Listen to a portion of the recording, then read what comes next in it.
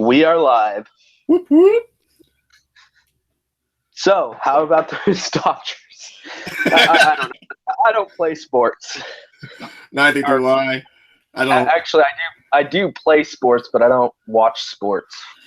Yeah. I never really understood the whole spectator aspect of it. It's more of like a culture than it is really like a sport. I mean, when it comes to watching it, there seems to be more focus on the fact that people go to these games and they collectively consume all the products and shit. That's pretty much what like going to a Dodger game in Los Angeles is like, I guess. We're going to like any baseball game anywhere. Like if you go to a Red Sox game in Boston, mainly you're there to drink cheap beer. Well, if you're like me and you're under 21, you're Or not if you're there to mingle supposed with you can mingle with the fascists over there. Oh yeah, that's right. But yeah, you're basically there to drink cheap beer and purchase these products that are filled with meat that you don't even know where it's come from. That comes from all different kinds of places. And if you're that, I don't eat anyway because I'm a vegan. But yeah, Right. You're basically there to drink beer and eat hot dogs at a fucking. If that's like way overpriced, it's, as you said, it's basically consumer culture. Yes, pretty much. But yeah, how about them Dodgers? That's a common filler, like, or what you call it, like a icebreaker in Los Angeles around here. I stopped saying it a while ago when like I said it to someone and it really annoyed them.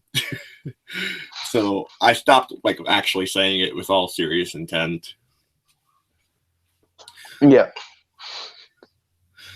Yeah. Yeah, well, I've never asked it. I've never asked that because, well, I'm not from LA. I actually have I have a very deeply right-wing uncle who lives in LA who is also a fucking oil tycoon. Oh, of course you don't believe in global warming because you've made all of your money in your life from oil. I've always like wondered, this is kind of like a candid thought that I've had. I never really like wrote it down or anything, but like when it came to like capitalists and global warming, I've always thought that like wouldn't capitalism or capitalists in general, wouldn't they naturally care about climate change and global warming? Because think about it, all of the resources that we have is on Earth, and like when the Earth finally loses its fossil fuel and its ability to grow crops, we kill all the insects so that way they can't produce honey and things like that. Once all of that is gone, a majority of the market in capitalism is going to collapse, and it's like it's one of the many parts of how capitalism will kill itself. And I'm just wondering, wouldn't it be ideal to like take solar panels seriously? Like, wouldn't capitalists think for a second that maybe like we should probably begin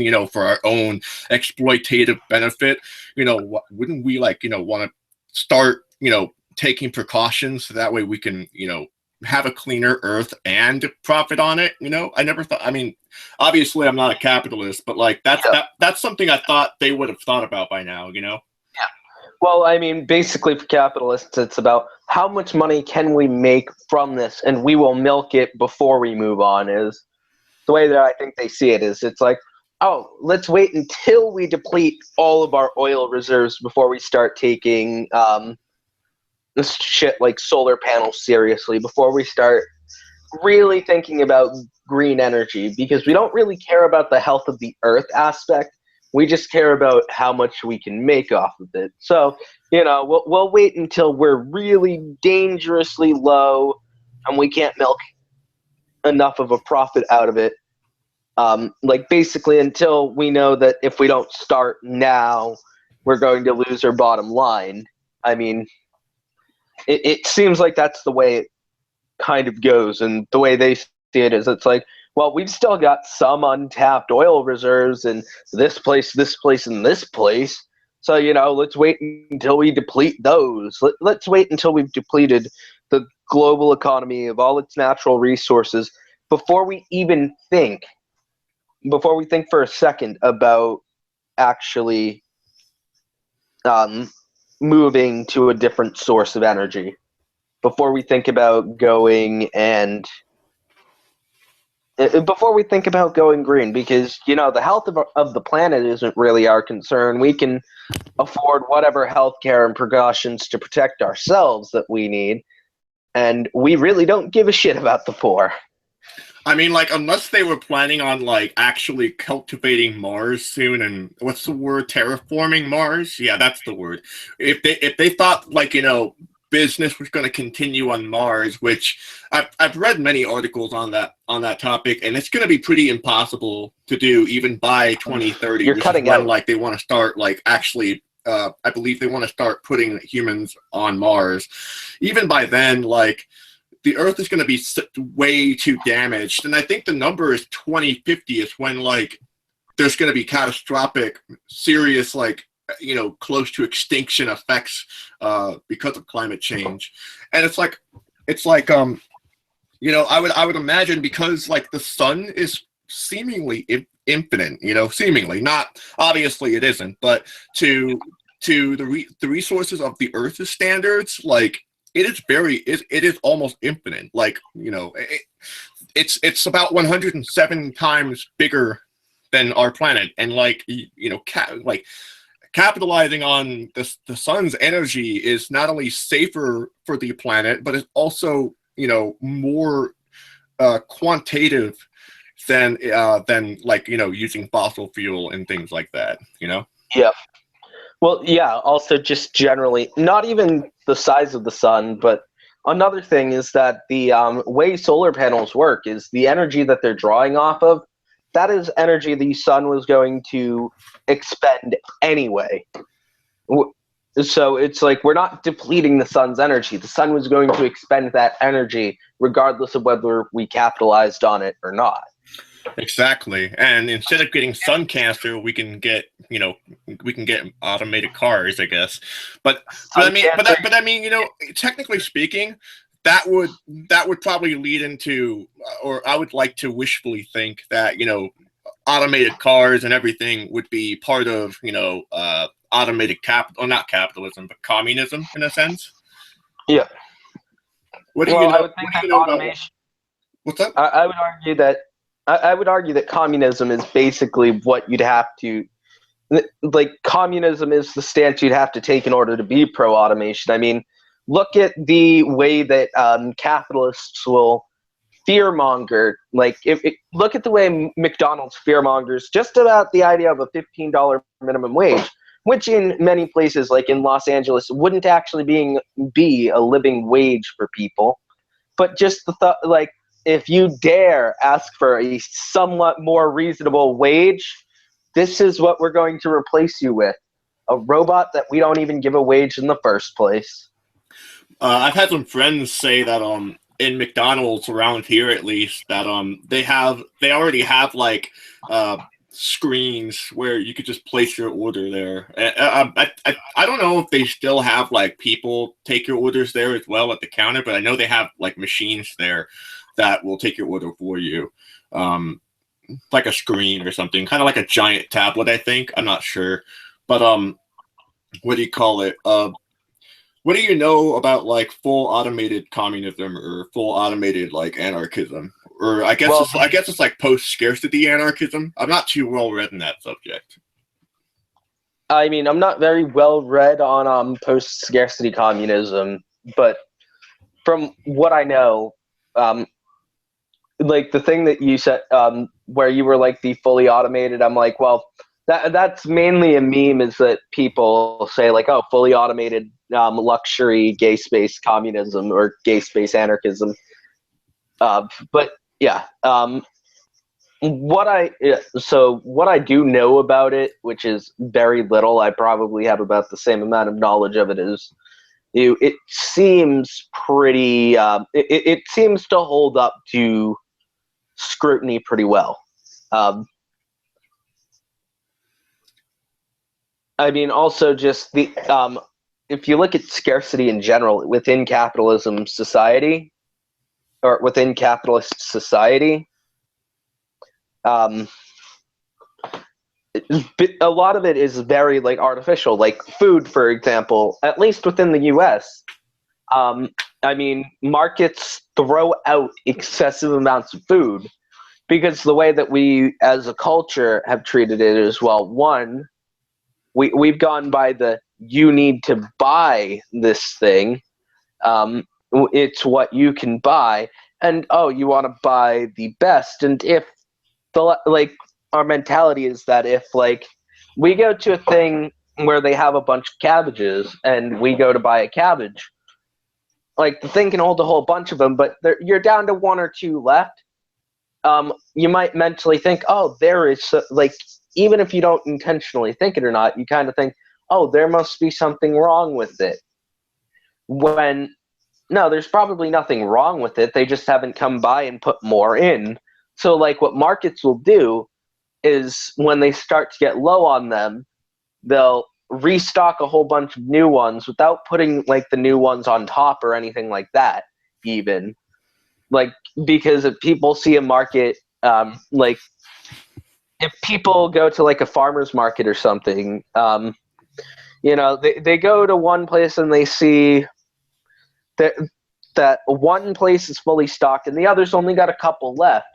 They're going to go to the one that has a whole bunch of them left. And I would argue that it's somewhat unintentional and that it's really a thing that comes from our culture. The way that, I mean, scarcity is very artificial because, well, basically what gets left over at the end of the day just gets thrown out. And then at the same time, people, I mean, I'm not arguing that that people should ever have to dumpster dive at any point, but dumpster diving basically is an illegal activity. Like if you're going and digging out perfectly good food that just got thrown out, like if you dig it out from the company in a way. Yeah, they see it as stealing from the company, but it's like you weren't going to fucking use it, you weren't going to fucking sell it, so like what's the point? Like I need it, but you're just greedily throwing it away and telling me I can't even have it. Yeah, you know, I agree with. What's up? That whole meme about how like, oh, in so line for bread, and in capitalism, bread waits in line for you. Honestly, I'd prefer that you wait in line for bread over what we actually get, which is that bread waits in line for you, enough money to get it. Yeah, precisely, and I agree with dumpster diving. I've never done it before, and that's kind of sad considering I've been homeless. I guess I've never had the opportunity to, or I don't know if you call it an opportunity, but I've never been at the situation where I've had to dumpster dive before. But what do you call it? The job that I work at, it's not a corporate store. It's a pet supply store, actually. We actually practice the opposite of what you said, which is we usually take old products and we put them on top before we take the new ones and put them on the bottom, or like, you know, we put them in the back. We put the newer the product, the further back it goes. Like I said, it's not a chain or anything like that, but it's actually like it's a pretty cool store for the most part. But I have seen what you were talking about before, because I've worked in like retail stores before, like big corporate ones, and like they it's very arbitrary how they do it too, especially like, you know, if it's in the system, you have to get it out of the system, and if it's rotten, or not really even rotten, but if there's like even a dent in the can, it goes in the trash, and I fucking hated that. I remember reading this book. There's a dent in the can, you know. There's a dent in the can of beans. Yeah, do you think I'm not going to open up the fucking beans anyway? And like, it's not like I eat it directly out of the can. I take it out of the can to cook it anyway. It's not damaged in any way. It's just a can. Yeah. You know, things get dented in packaging sometimes. You know, you know, sometimes things bang against other things. It happens. Yes, I mean, if the thing was opened, you know, or like, you know, there was a puncture in it, maybe I would question whether or not it's okay to get, you know, if it's like something that's easy to spoil, you know, if it's been up there like for a long time, you know, then of course I would question whether or not it's any good. But like other than that, like not really, you know. Yeah. But like cans are sturdy as fuck, so it's like how would you know if unless like someone like had like one of those pointed ends of the knives, I forget what they're called, like the opposite end of a switchblade, where like they have like a cone, and you would be able to like open windows that way, like crack open windows that way. Unless they use that against a fucking can, the can's not gonna open, you know. Yeah. Well, also not to mention that like it's a can. It's a dent in a can does not indicate like how the food is inside. It just means that somewhere in packaging someone might have dropped it. Yeah, that's pretty You much know, all. things get dropped, things move around. You know, maybe something dropped on the can. It's not like it's a can. It's really fucking durable. Yeah, yeah.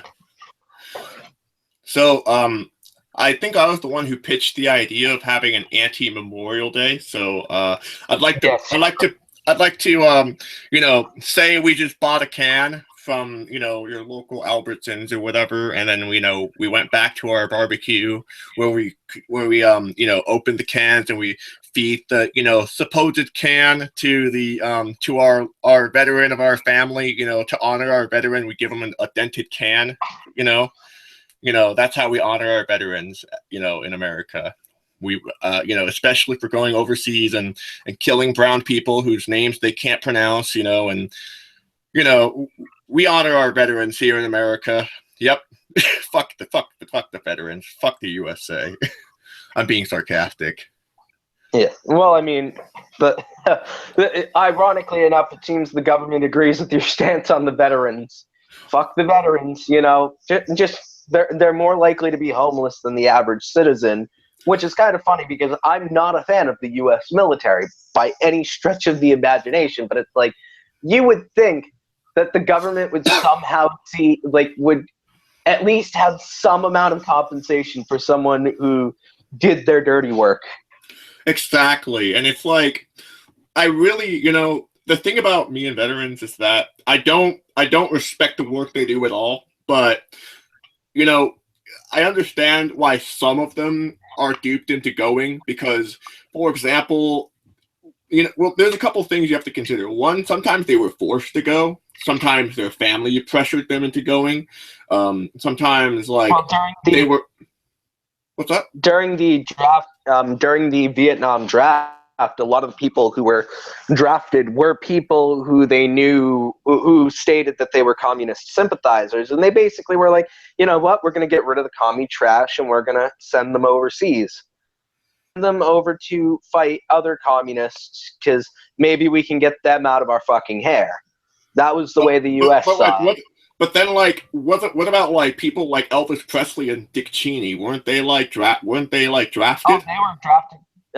Yeah, they were draft dodgers. Damn. What about Donald Trump? Was he one too? I remember hearing about that. Yeah. Oh, yeah, damn. Claimed that he had bone spurs to get out of it. Bone spurs. Man. Funny enough, well, Muhammad Ali was also a draft dodger, but he actually got in a lot of legal trouble for doing it. These right-wing fuckers who are the ones who want more war then at the same time go and dodge the draft when they have a chance to fight in the war.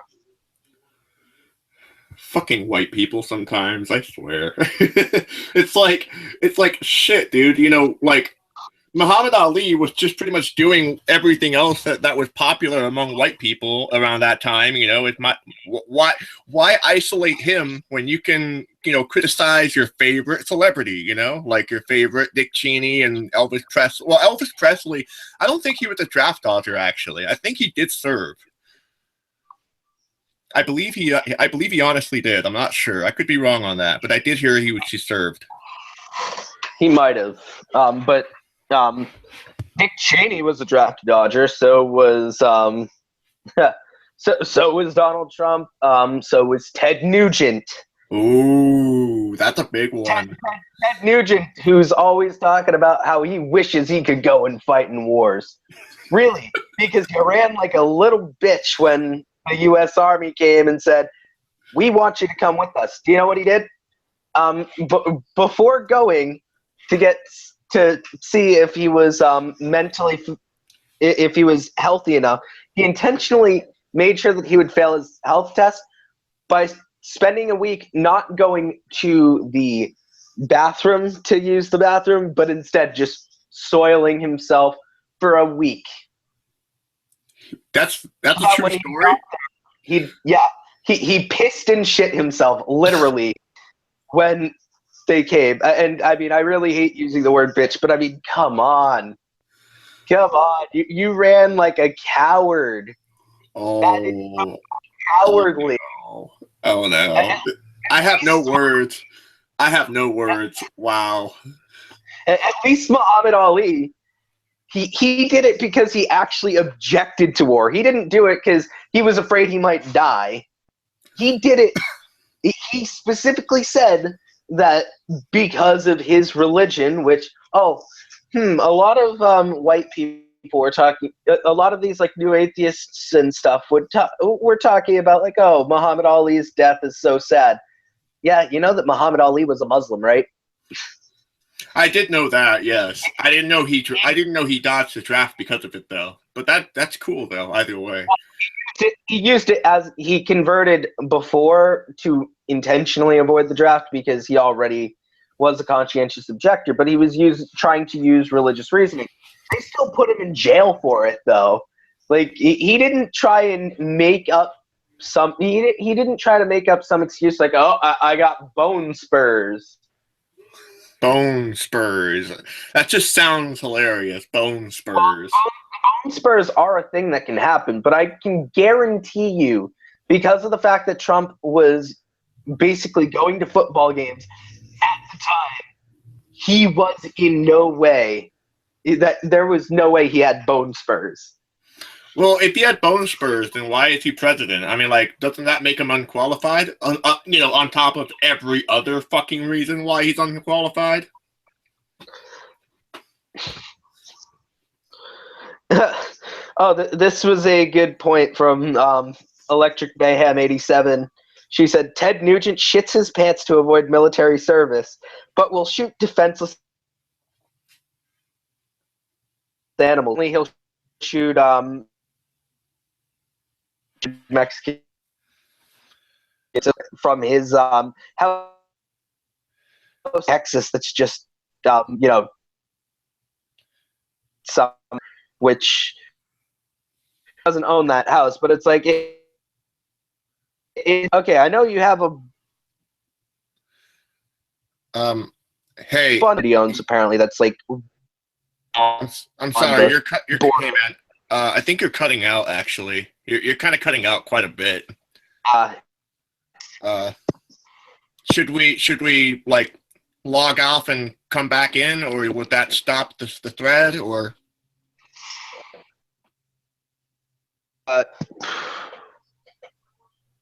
can you hear me now? I can hear you.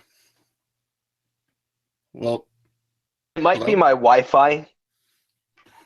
Perhaps. Oh. I don't really have anything else going on over here.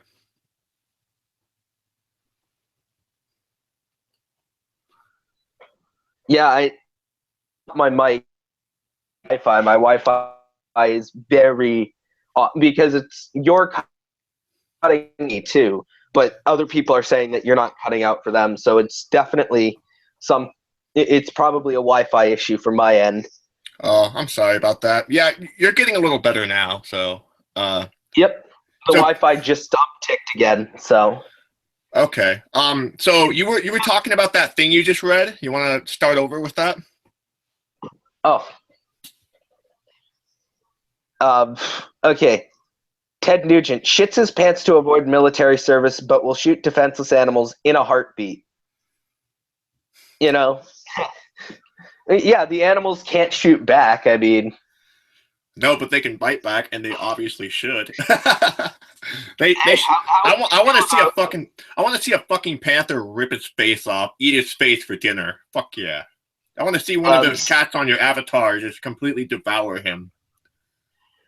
So, Scable, how would you feel about letting the hangout? Because my friend is asking to join. How would you feel about me letting someone else join?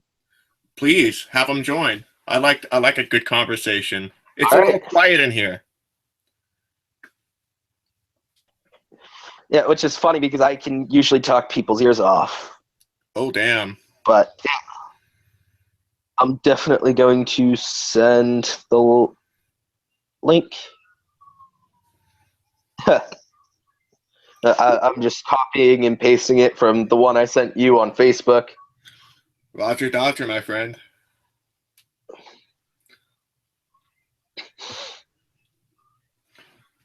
All right. And Vegan, if you check your Hangouts messages, I have sent the link to you.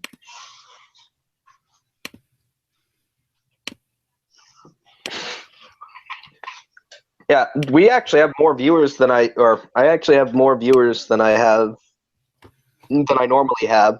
Oh really? Well, I've been doing my best to promote this as much as I could within the 3 hours that we had. Yeah.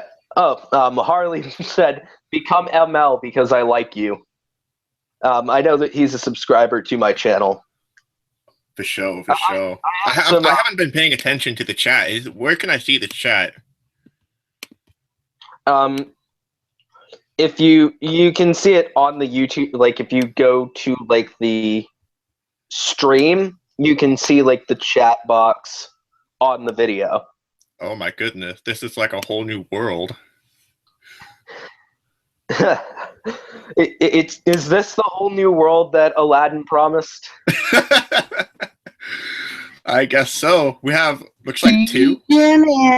Anarchist. Yep. Oh, hello there. Hello, my friend. Swamp Cleaner. ML stands for Marxist Leninist. Okay. Marxist. Why is it that you have to wait a specific time before you can post again? Oh, just in case some shit, because I figured that this title might attract some shitlords, so I basically decided that I was going to put on slow mode. That way I could manage the stuff a lot better. Yeah, I should have made a video called "Fuck the Troops." I should do that one of these days. Fuck the troops. Well, glad you've joined our anti-memorial, anti-imperialist hangout. Fuck the troops, smoke weed every day. Yes, please. I'm down. Yeah. Well, I would smoke weed every day regardless if I could. Is it legal in your state? I'm not sure. It's legal in my state, but I'm not at the legal age in my state, because it's 21. Darn. Just like alcohol, it's like, okay, and so I am old enough to be sent. Like, I don't even have to like join. Like, if you decided you wanted to draft, if you decided to reinstate the draft, I could. I'm old enough for you to send me to any place where I may object to the war. You can send me to the place, and if I don't comply. But you can't smoke weed. I'm not. But well, yeah. But also, I can't drink either. It's like, fuck you. Fuck you. I'm going to drink whether you allow me to or not. I saw this meme where it was like something along the lines of like, you know, oh yeah, can I something along the lines of like, oh, can I drink and smoke at the age of 18? No. Can I have like a $4 million debt or a $4,000 debt for education? Oh, we encourage it. Yeah. We don't try to prevent you from having debt, a really expansive debt at an early age if you're not rich. Exactly. Damn, I hate that shit. My mother actually had to like she was in debt for like about a good 20 years until like there was like this company that like stressed her spine so bad that like the shells in the place were actually falling out, and she actually had to sue the company. She got enough money to literally pay off all the debt. It was crazy. But that was because she got lucky. Not many people are lucky like that. Well, I mean, it's not necessary. I mean, lucky in the sense that she won the lawsuit, but horrible. What would The way happen? that she had to get injured like that. I think everybody who has student loan debt should just stop paying across the board. I think student loan debt, like, I think that it should just be forgiven by the U.S. government, honestly. Well, it's not going to be, but it should be. Yeah, it should be, because the government are the one, because the way that student loans work, the government are the main people who give the student loans in the first place. So the government should, at the very fucking least, like, if although, like, obviously Bernie isn't perfect by any means, or even really that great, to be honest. He's kind of your standard liberal. I still would have preferred him over Trump, and maybe, just fucking maybe, we may have at least gotten it proposed that student loan debt should be forgiven. Yeah, I'm with you there on Bernie Sanders. Like, I completely disagree with his stance on Israel versus Palestine. In fact, actually, I kind of called that shit like a year ago before the election even happened. But like, I agree that, like, voting for Bernie Sanders would have at least gotten us a lot more freedom, and not just freedom, but like personal liberties, with things like student loans and college and things like that. Because what most Trump supporters don't understand is that it's not a privilege to be able to have a good education. It's actually what builds infrastructure. It's what builds scientists, and it builds people with skills that can really push the country forward. But, I guess Trump doesn't understand that, even from a status point of view. Well, even, China is pouring all this money into green energy, while Trump is just trying to invest in coal factories, and coal plants are never going to come back. So China is going to basically lead the world in fucking green energy, or so-called green energy, while Trump is such an buffoon. He doesn't even realize he's screwing us over with his coal job plan. The funny thing is that even within America, there are examples of how green energy is a better way to go. Like, if you look at green energy, the green energy capital of the United States is California. California has the best economy of any state within the U.S. So it is doing a lot better. Doesn't Texas have a lot of wind farms? Yes, I think so. So even fucking Texas got his wind farms. So I want to ask you guys a question, because like, I'm from California, and there's been a lot of talk of California seceding, and personally, like, I'm for it, because I believe we're like one of the biggest economies in the world. But like, what do you guys feel about that? Like, how do you guys feel about that? I'm kind of neutral on that issue. I mean, it would be good to break up the American empire, because, well, it needs to be broken up. But at the same time, I'm not really sure how that's going to affect the working classes as a whole. Yeah, I'm not sure how it's going to like actually fix anything, but at the same time, I understand why they want to secede from the U.S., especially since, I mean, the U.S. really got screwed this election, because it wasn't even like Trump actually got more votes and that Trump was actually more popular. Hillary, despite how milquetoast she is, still managed to get 3 million more votes than Trump. Of course, you're going to hear some conservatives be like, oh, 4 million undocumented immigrants and dead people voted. It's like, oh, dead people voted? I would think that would count against Trump because, all the zombies kind of vote Republican every election cycle. Well, the only fact that in those Michigan area where Trump won, there were like poor people out of the wazoo who got kicked out of the ballot process. So basically, so the ones who would have voted for Hillary got kicked off the ballot rolls. Oh yeah, literally in all the fucking red states and in a lot of purple states where the demographics favored Hillary, the demographics that favored Hillary got to vote less because of voter suppression. So there was systematic voter suppression within a lot of purple and red states. And a lot of gerrymandering. Oh yeah, the districts got the fuck gerrymandered out of them. Yeah. That's always been an issue. Same thing with the electoral colleges, that it's always been an issue. And, you'll only really hear people talk about it when the electoral college puts in the person who did not win the popular vote.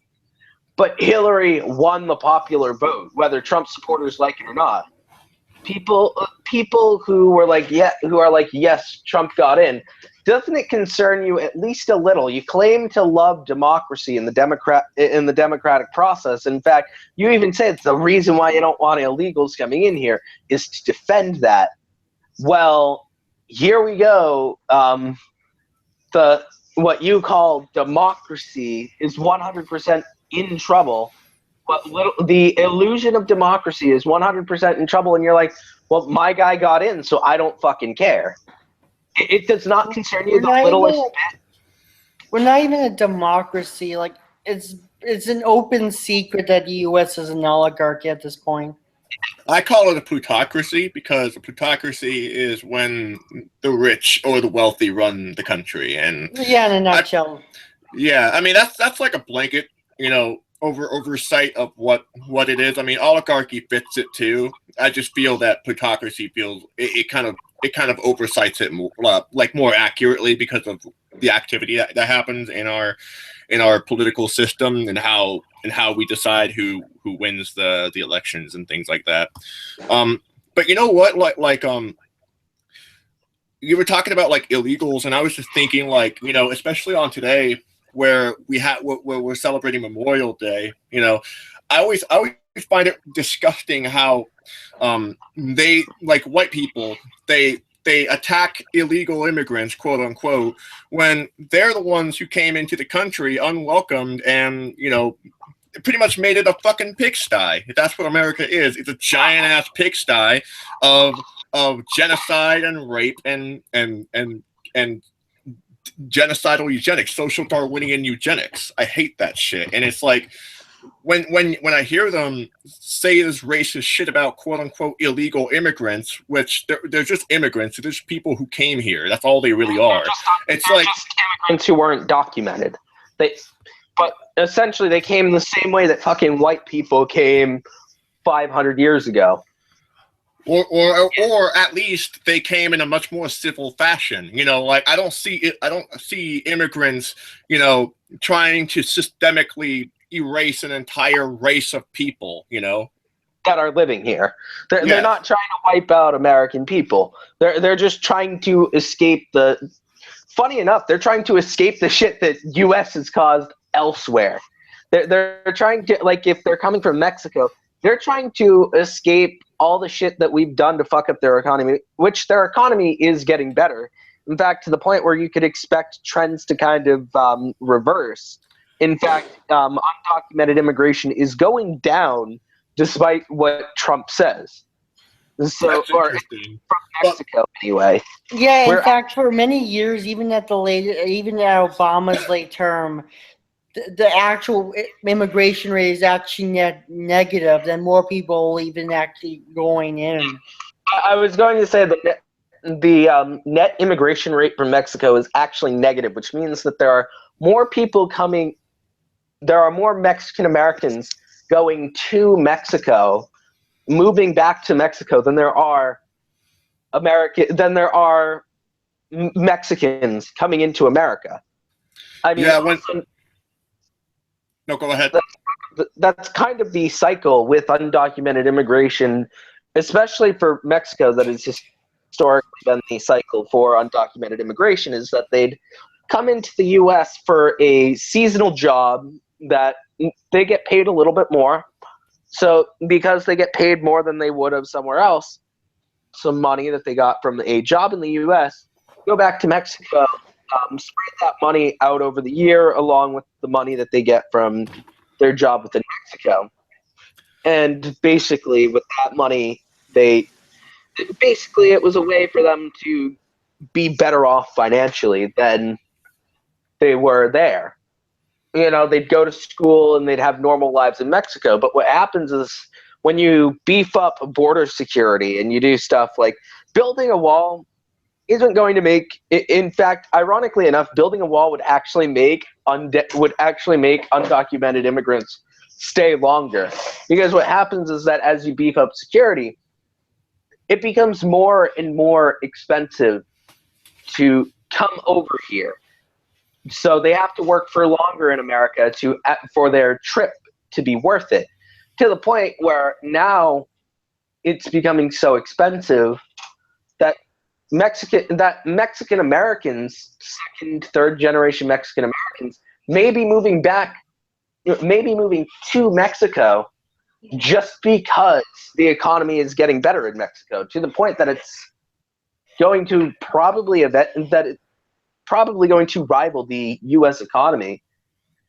But when they're trying to, the Ross, drug war. I think there's something wrong with your internet. Yeah, I know. I mean, it might be a combination of the internet and my mic. Okay, can you hear me now? Yeah, it wasn't as bad as it was earlier, but it's good now. Yeah.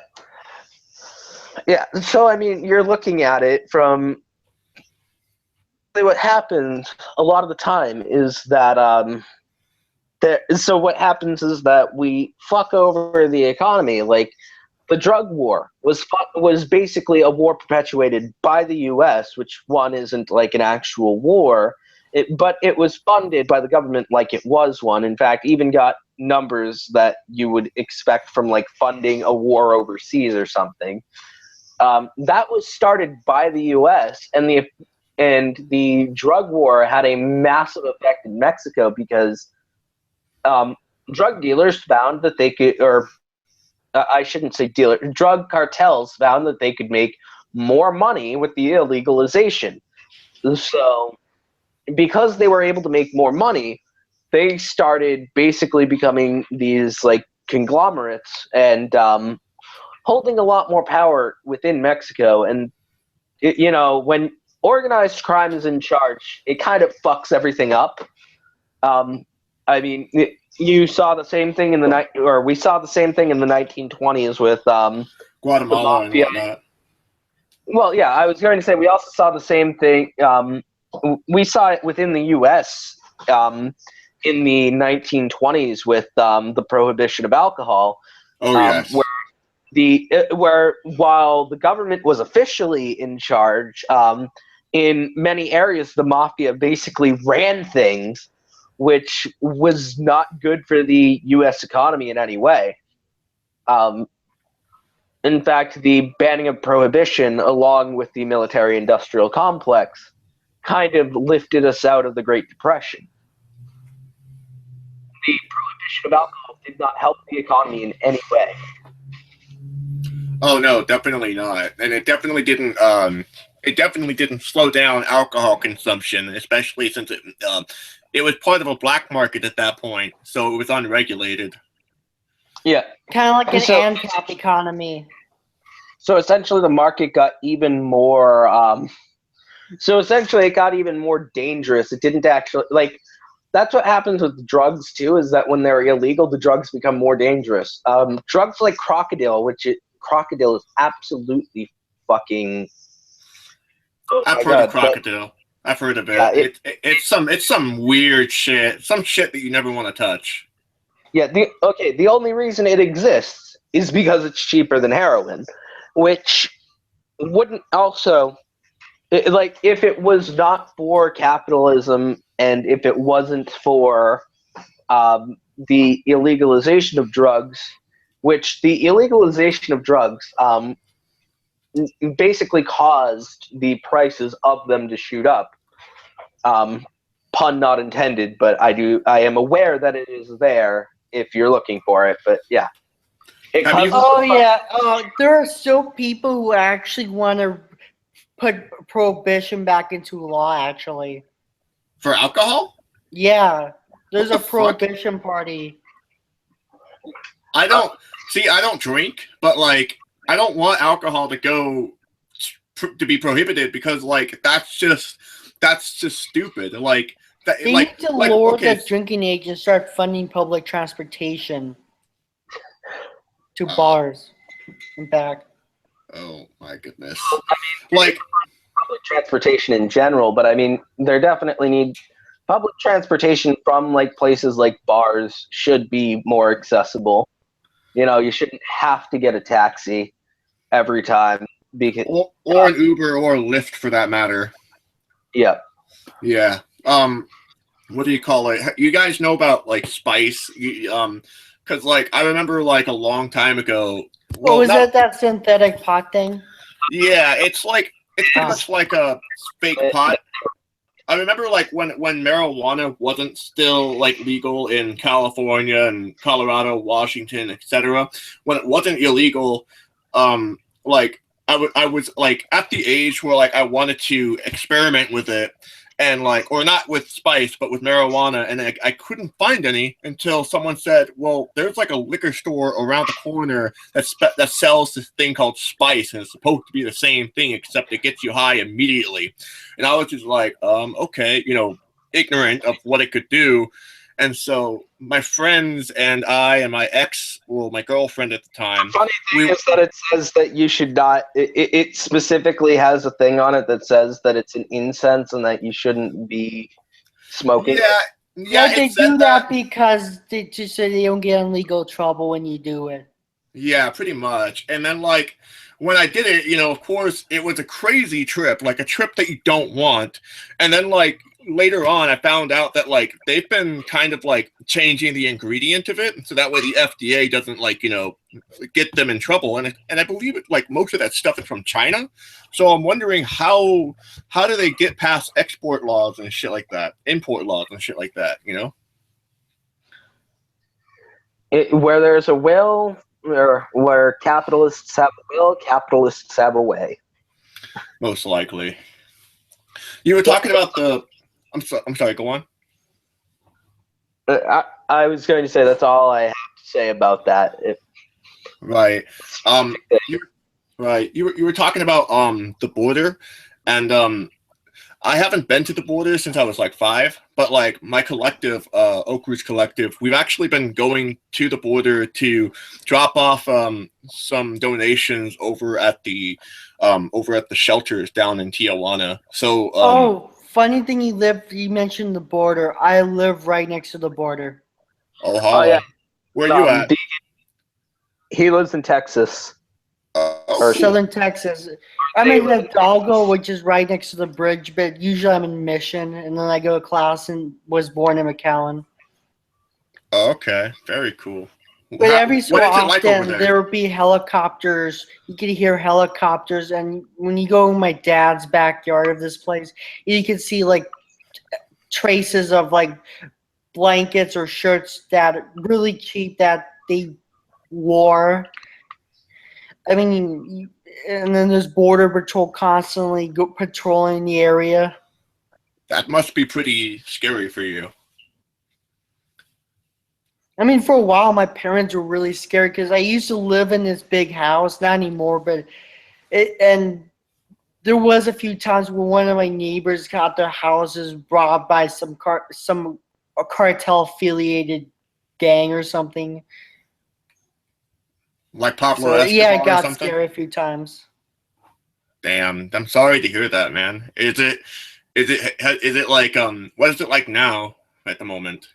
Well, don't feel sorry. For the record, they're basically rich doctors or basically people who are economically well off.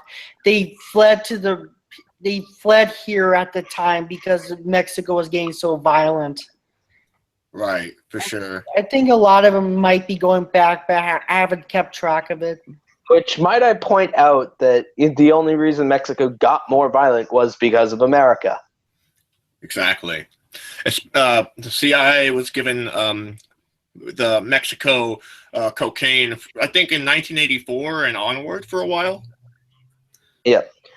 Well, I mean, the CIA was basically dealing cocaine, or providing, The CIA was literally behind the crack epidemic. Yeah. Oh, yeah. The CIA literally started the whole crack epidemic to target, and they specifically targeted inner city children to help basically fund their. Well, I don't know exactly what it was to fund, but they were basically doing it for like their own funding. They were dealing crack. Like, Are you talking about Mexico or the United States? Because I know it happened in the U.S. too. The CIA, He was in the U.S. which is yeah. Yeah, dude. I haven't done too much research on that, and I've been meaning to. Do you know like any resources I can go to read more about that? Because the only thing I can find was like a game theory video about it, and then like maybe like 2 other like articles briefly talking about it, pretty much. Yeah, I have not been able to find a lot of the sources, but I think if you look at Libertarian Socialist Rant's channel, a lot of sources on things that the U.S. has done that a lot of people don't know about. Because actually, yeah, because I really like that guy a lot. Like, I've watched his 10 U.S. atrocities, and I thought that video was really well put together. Do you know where he is, or I'm not where he is, but like where he hasn't uploaded a video in a long time. Like, do you know what he's up to these days? Basically, activism. Well, he's up to doing a lot of activism within the real world, but at the same time, he also he also has like school and stuff. Like university is ending for him pretty soon. Basically, like when it ends here in America is around the same time that it ends in Britain. So I think he said something about working on a video in the near future. So yeah, it's. Well, as long as he's okay, because I mean, Godspeed to him for all of his work, and I hope that school goes well for him as well. Yeah. Oh, fuck yeah, fuck Anslinger too. I hate that guy. He's one of the person behind the marijuana prohibition. Yeah. Who? Anslinger. Harry J. Anslinger. Wasn't that the same guy who basically it wasn't originally called marijuana, and the word marijuana was specifically designed Mexican tobacco. Yeah. Well, yeah, it was specifically named that to it was specifically named that to demonize Mexicans. I mean, it's kind of funny. Within drug war politics, you can see like literally racism being used to start it in the first place. You know, the name marijuana was specifically designed, which it was called. It was just called cannabis before that, and people didn't really have a problem with people smoking it. Like before it was illegal, no one had issues with it. In fact, like there were bipartisan committees, Republicans and Democrats both trying to tell them the drugs do no harm. The drug war is not a good idea. There were people telling him that like this is going to. Is it my internet because my internet is not the best right now, or is it just? Yeah, you're cutting off. I see. It seems. I wonder if it's because of the cord, to be honest. Swamp Cleaner's like, I had a friend who used spice. His ears are constantly ringing. He hears constant ringing. Do you know what else causes constant ringing? If you're Archer and you're always getting gunshot right next to your ear. I don't know why I had to bring that up. I just really find the show Archer hilarious. Archer? Is that like an animated series, like based on? Okay. Let's talk about Frozen Peaches. It's kind of a parody of like a James Bond film. The whole series, it's kind of like a parody of like what you would see from like a James Bond thing, because the guy's a spy. He's a world-renowned spy who is glaringly incompetent at his job and is a glaring alcohol and is like a clear alcoholic. Wait, is this show on Adult Swim? Because I think I know what you're talking about. No? It's on FX. Oh, okay. Okay, gotcha. I guess I was wrong then. Oh yeah, have you heard about the murder that involved free speech? A free speech activist basically was yelling at two Muslims kid, and then basically a few people told him to stop, so he stabbed him with a knife. And then 4chan is celebrating that. Funny enough, one of the guys who said that too, one of the guys who was killed by that guy who tried to say like, hey, like you should not be saying this about Muslims. One of the guys was a 52-year-old Republican. It's funny when Republicans are saying that they're tired with your shit, but the internet people who claim to be liberals seem to not be tired of it. It's like, you do realize you've basically gone farther to the right and you've become shittier people than Republicans, right? Like, you do see this, right?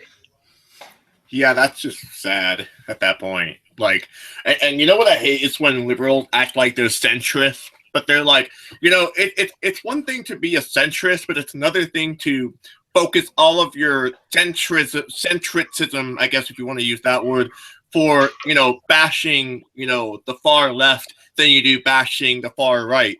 It's like, you put a shield in front of the KKK and go, no, Antifa, no, you can't use violence on these people. We got to be civil and humane. Meanwhile, behind that centrist, a black person is hanging on a tree and everyone's celebrating it.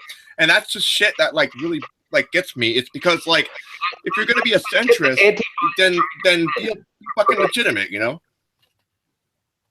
Yeah. The quote-unquote centrists didn't freak out about the Antifa woman getting punched in the face by a white supremacist. Yeah. We got a lot of death threats for that after a while. Yeah.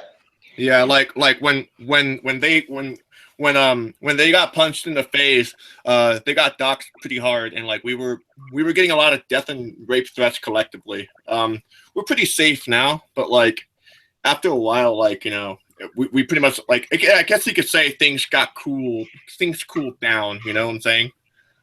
Yeah. Well, I mean, like Antifa around like the New England area hasn't really gotten into any hot water yet. Yeah, I haven't heard much from over there. Like, not really much at all. It's mostly in Berkeley that Antifa is kind of like on the spotlight at the moment. Yeah. Yeah, I also find it funny too when people try. I mean, while Antifa are largely supportive of like of other Antifa, like we aren't unanimous in our opinions about these things.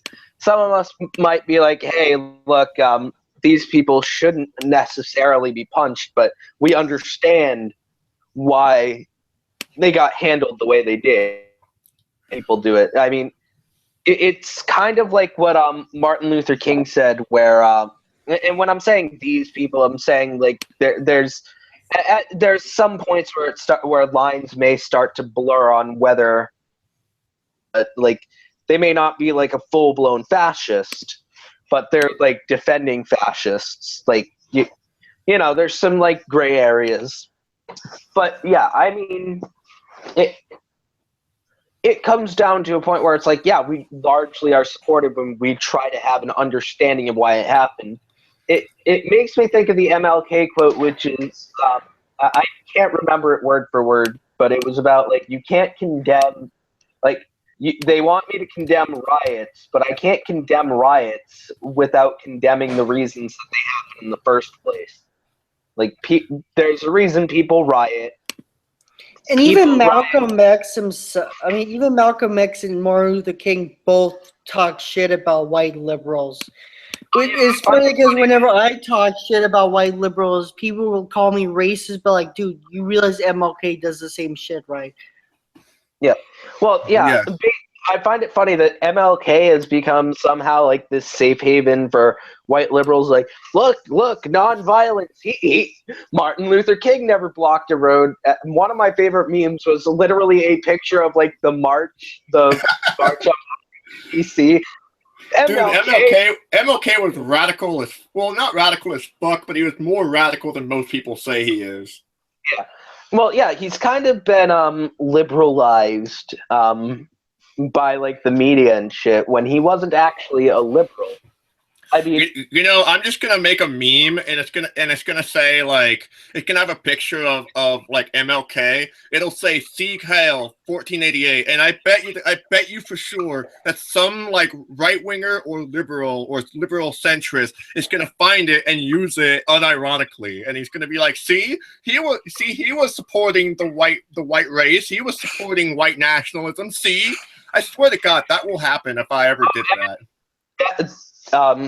I do not know whether I can confirm it or not, but MC Crackers commented MLK also owned guns.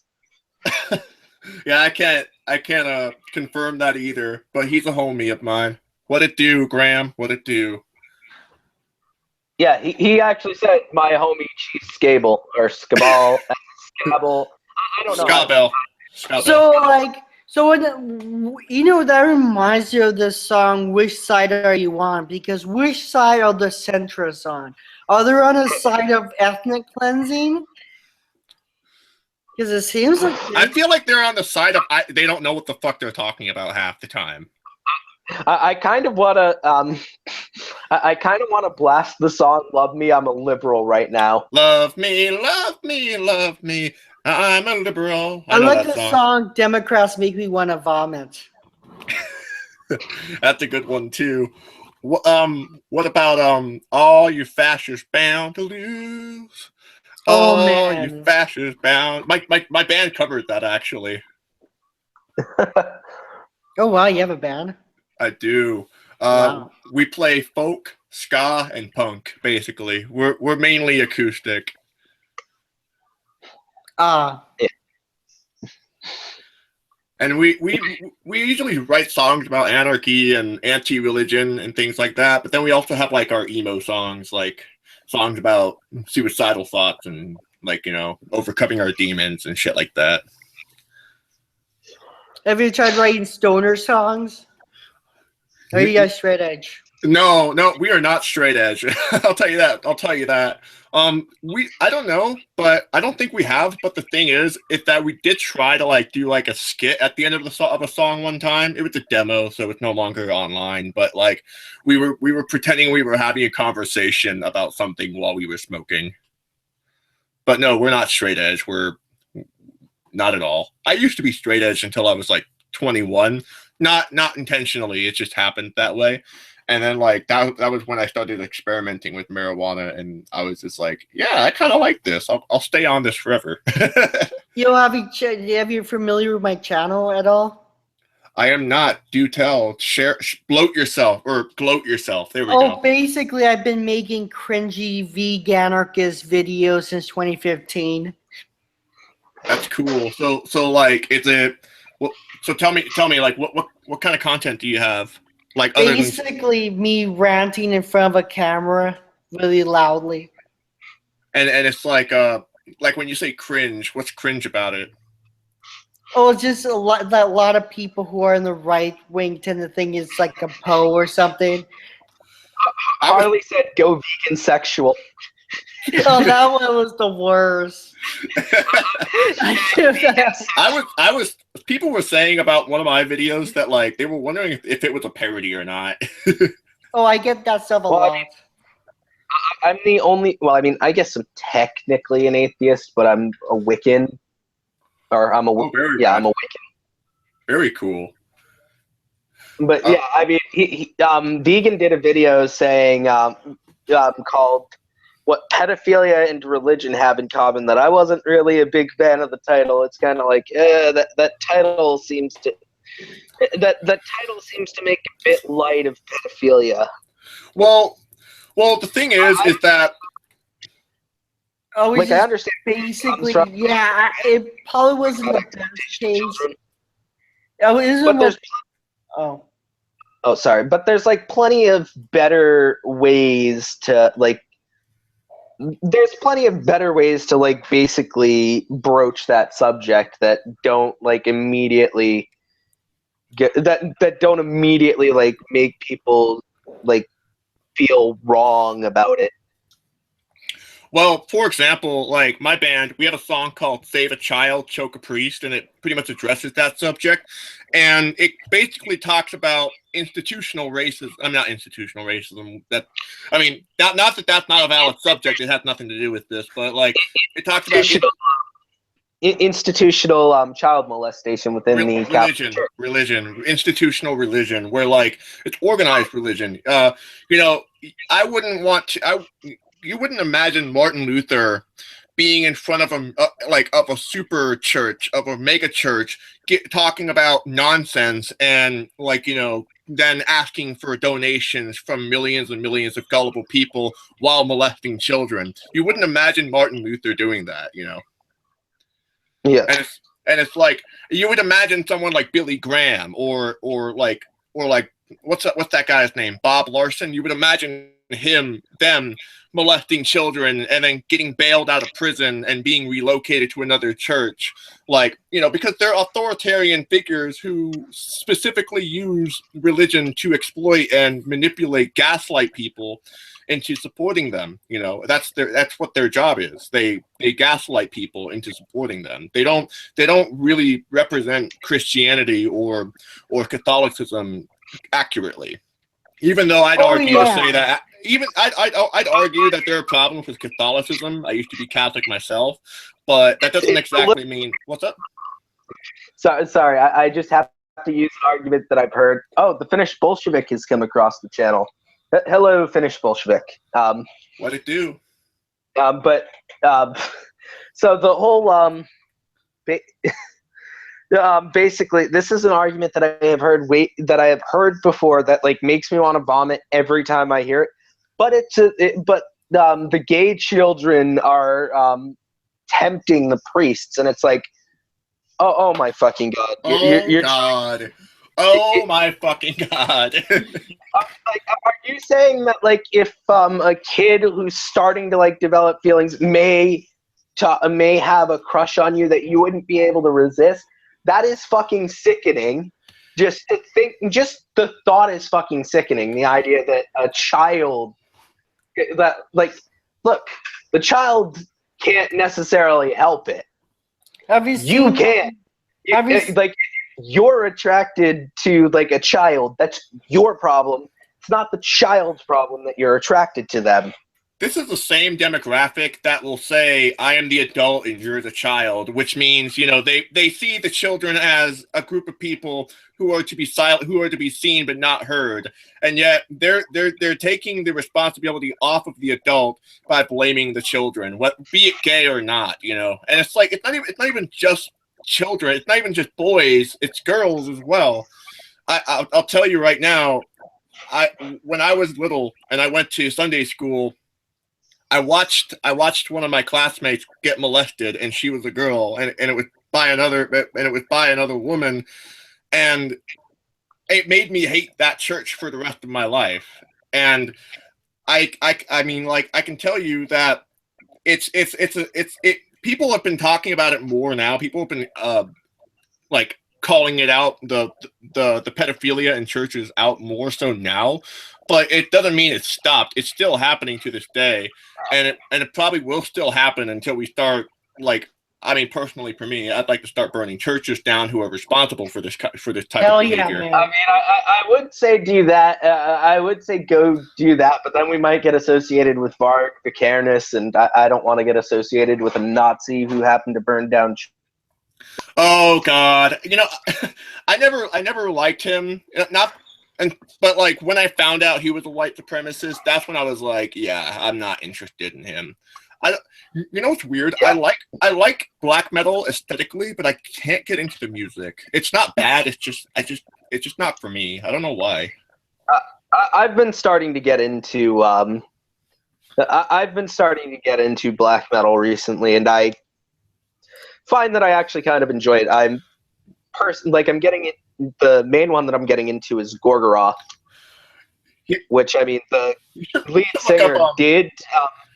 You should look up Dark Throne. I will. But yeah, the lead singer of Gorgoroth actually, would, he did something that's really reprehensible. Although at the same time, I don't have sympathy for the guy he did it to, because the guy did break into his house trying to, like, essentially kick his ass because he was gay. But he basically kept the guy in his house and tortured him for, I don't know, was it like 3 or 6 days or something? He basically, I mean, yeah, it's kind of fucked up to torture someone, but at the same time, the guy did go in expecting to gay bash him because, well, the lead singer of Gorgoroth is gay. And he went to jail for it and whatnot, but it's like, wait a minute. Hold on. So, just let me make sure I understood this. He went in to torture someone who was gay, or was he going in there to torture someone gay bashing him? No. The guy from Gorgoroth was the one who got broken into. Oh, damn, that's horrible. And he's gay, and he was tortured because he was gay?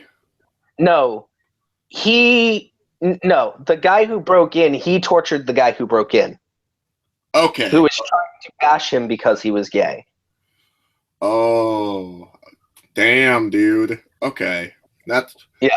Well, I mean, I guess... Okay. Damn.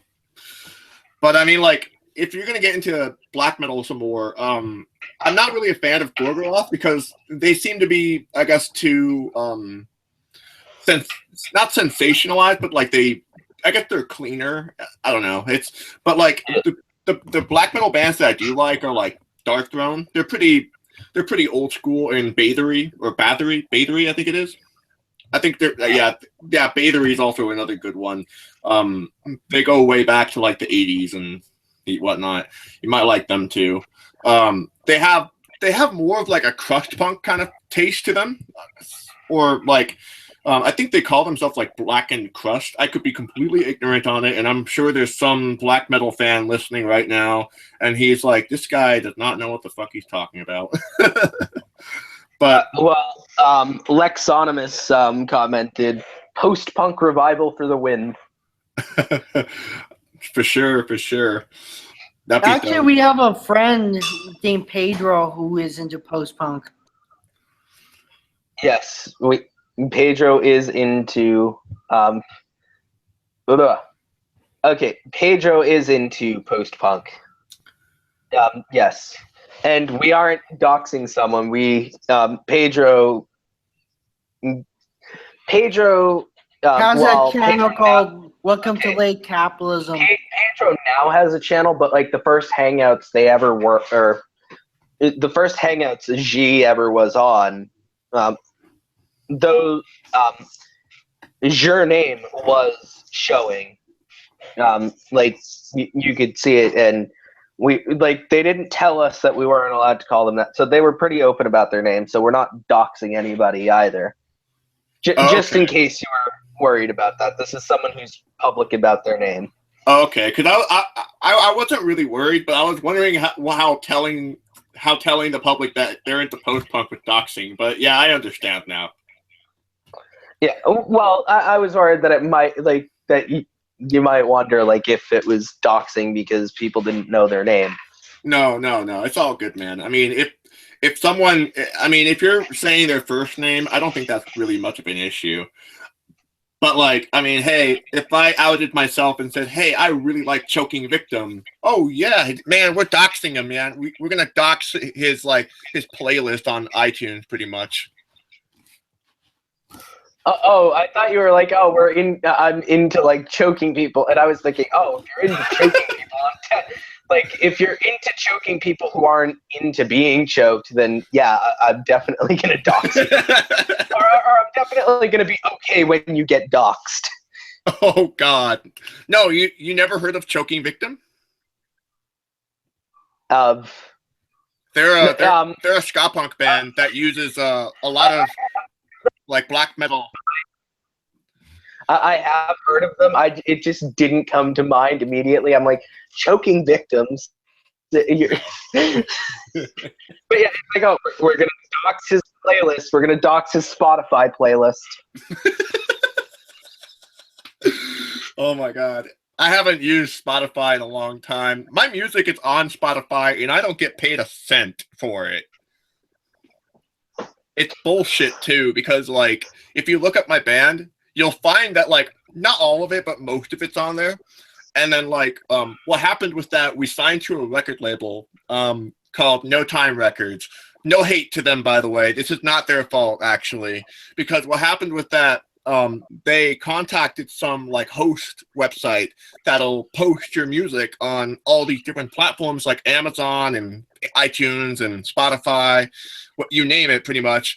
And like our music got on there, and then the company went down, like out of business, and so any money that like gets spent buying that music, it doesn't even go to the record label. It just goes to an empty account that's no longer active.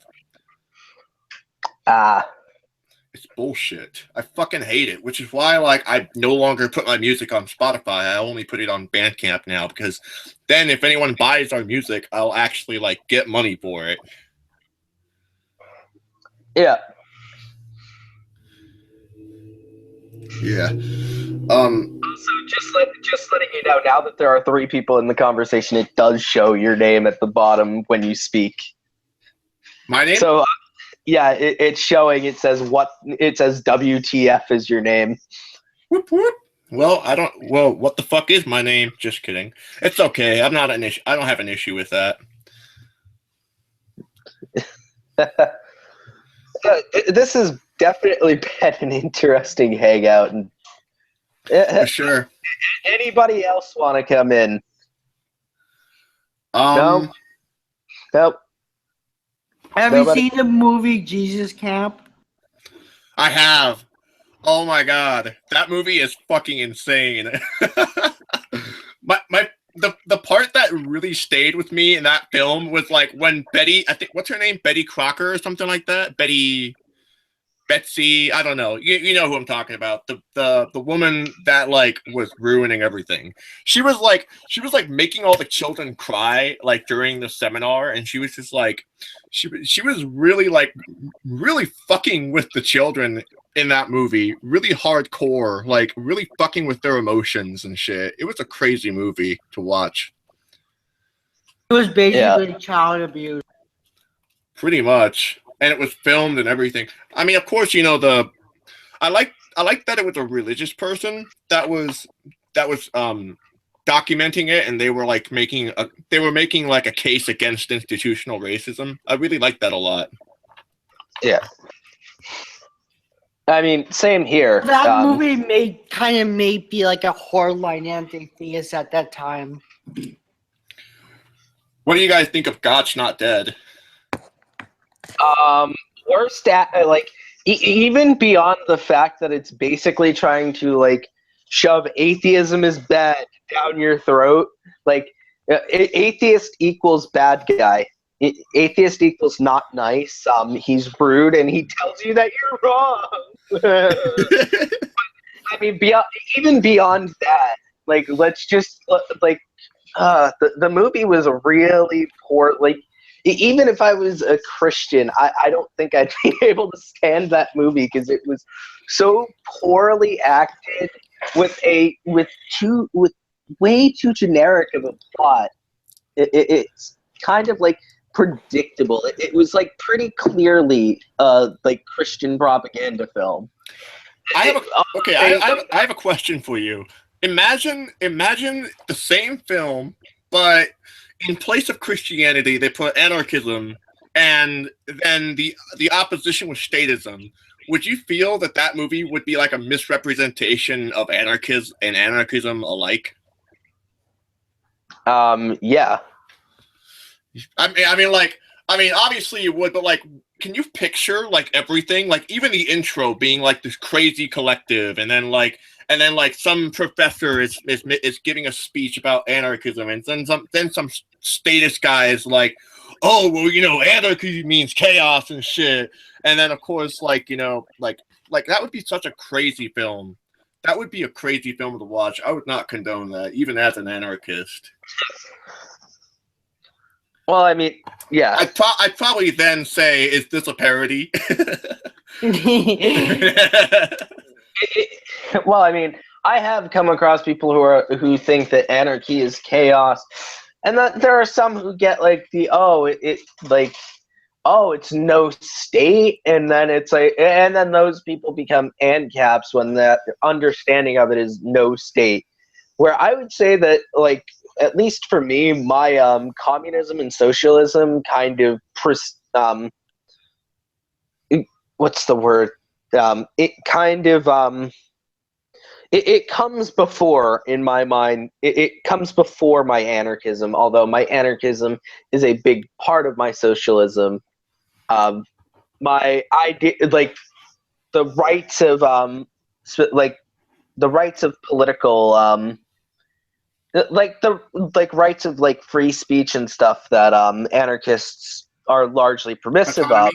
Are you looking for Yeah. autonomy? There we go. Well, yeah, autonomy, but I mean, basically, well, I mean, rights of quote unquote freedom, because also at the same time, I don't think under capitalism you can actually have freedom. But I mean, basically, like, if the government does something that hurts capitalist interests, I am for it, even if I'm not for the government. It's kind of like it's kind of like my anti-capitalism comes before my hatred of capital comes before my hatred of the state. Although my hatred of the state is pretty close to my hatred of capitalism. Have you heard? And I don't want the state to be further empowered either by, like, when the state oppresses capitalist institutions in specific ways, or puts specific rules onto capitalist institutions. The only thing is that I don't want them to gain more power.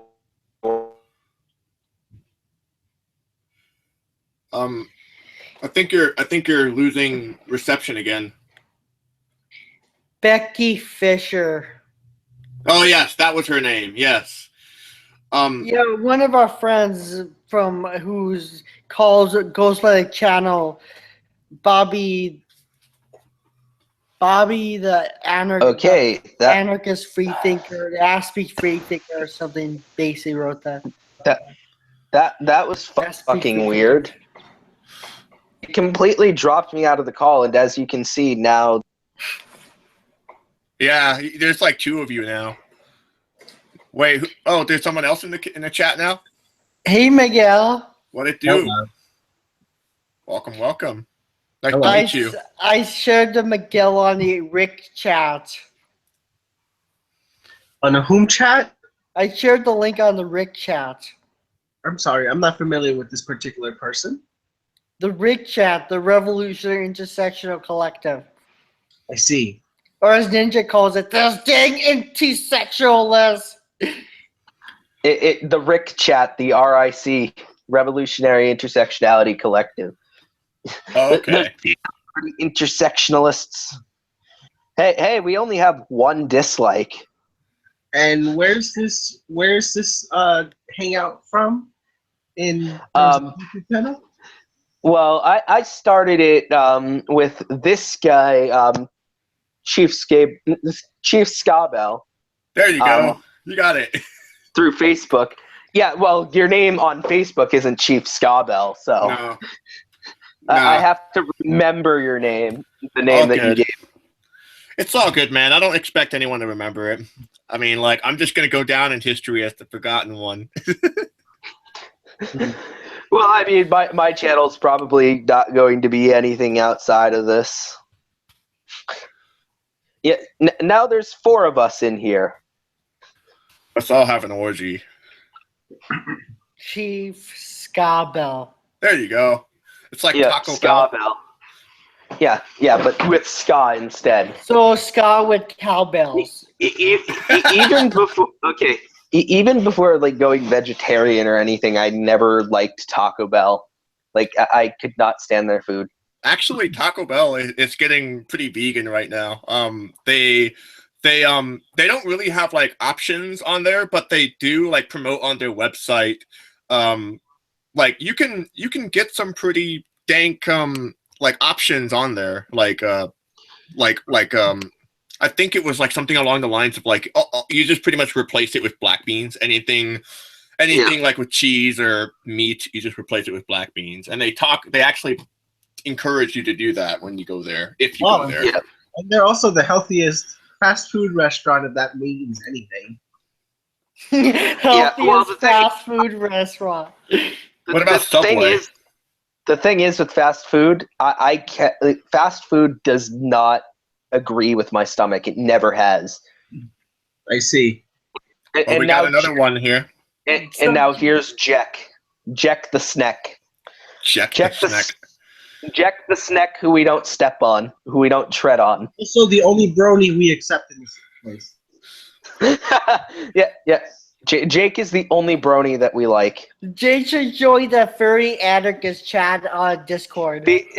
Okay, I'm not a furry and I'm not a brony, but like I never understood the hatred towards them. I never got that. Like they seem pretty harmless at face value. I actually have nothing against bronies. Although Some funny of them are enough, just downright creepy. And I don't mean that in some weird like fetish kind of senses. I mean it in the sense that it's more like how do I explain it? They're usually guys with really cringeworthy ideologies. Gotta turn off his TV before they unmute themselves for show. The TV must have like a lock combination on it or something like that. Sounds like 80s parental controls. No more Saturday morning cartoons for you. Damn! No more Teenage Mutant Ninja Turtles. Oh my god! All those TV shows from the 80s all are basically like extended commercials. That when you look at them closely. What about the 90s with like their fucking Batman Beyond and Pokemon and Yu-Gi-Oh? Okay, Batman Beyond was a good show. America. Henry Rollins was a villain on there. Wait, what? Yeah, Henry Rollins was a villain on Batman Beyond. I think it. What villain? Oh shit, I forget. He was a cool one too. He something like Mad Stan. I think that's who he was. Mad something. He was really cool. He was talking about like anti corporations and shit like that. He was saying that the two-party system is rotting your brains, and he would beat up Batman while he did it. It was really cool. I think his name was Matt Stan. I could be wrong, but that sounds to be like the one. I'm looking it up right now. Matt Stan. Yeah, I mean, also just G.I. Joe is like an example of an extended advertisement masquerading as a TV show. Yes. Oh yeah. I mean, yeah, it was. I mean, we look at those cartoons with such great joy as kids. But I don't know about you guys, but I was old enough to see the '90s stuff. So it was like you look at it like. I never watched. Funny enough, I never watched G.I. Joe, but I actually had like a bunch of G.I. Joes growing up. That's not uncommon, believe it or not. That's not as uncommon as you think. There were plenty of boys back in the day who were obsessed with these action figures. What about Transformers? Oh That's man, true. I remember when I used to go around my neighbors' houses, and a lot of them would play with GI Joe action figures. I never really got the purpose of them, but yeah. How you know, and knowing is half the battle. G.I. Joe! Well, basically, when you're a boy, you're basically at that age. You're basically trained to be immature and like these silly, male power fantasies of war and doing the right thing. So, as boys, you see an action figure and you look at it, oh, cool, the TV and all the other fellow peers like this stuff. So, therefore, I'm going to like it because I probably will find enough into it too. I was pretty tame with what I did. In fact, I'd have the soldiers fight each other. The 2 American soldiers fight each other. I'd have them fight each other over like really like stupid shit. One time I just had them like We need boxing with each other. It was tough. We need like politician action figures to fight with each other. That would be something to actually film and put on YouTube. Why not actual politicians fight each other? Let's put it live on. Why don't we just put all? Why do they always gotta send the poor? What's that? BYOB. Fight the war. Why do they always send the poor? BYOB by System of a Down. Forget YouTube. It has to be on World Star. Yeah. Batman is a corporate shell. Actually, you know what? Why don't we just put, why don't we just take, oh shit. Why don't we just take the actual politicians and just put them in like a a guillotine that's set up for like 15 different heads to go in? And, like, we put them in and we like chop all their heads off 15 at a time. Let's start with the Republicans first, but then we're gonna start going for the Democrats too. That sounds more like a freaking like Taliban like propaganda than an actual like humorous like fist fight. We bring back. Well, I mean, I'm more trying to do my own version of George Carlin's joke about the guys who launder the drug money, the white Republican bankers. If we make it a habit to hang one of those every week at the Monday Night Football game, we crucify them upside down and naked. We're gonna see it go down real quick. That would be pretty dang. That's not been the thing yet. But then again, bring back beheadings, but instead of doing the beheadings with an axe, we do it with a handsaw. I have a question. Go for it. What? Whose live stream is this? Mine. Yes, the American Anarchist. So I have a question for you. Does IPW stand for Industrial Ponies of the World? Yes. Very cool. I like it. I like it a lot. You have nothing to lose but your tails. That's so rich. I love that. You have nothing. Wait, no. Wouldn't it be you have nothing to lose but your hoofs? No. You have nothing to lose but your magic. No. Nothing to lose but your leads.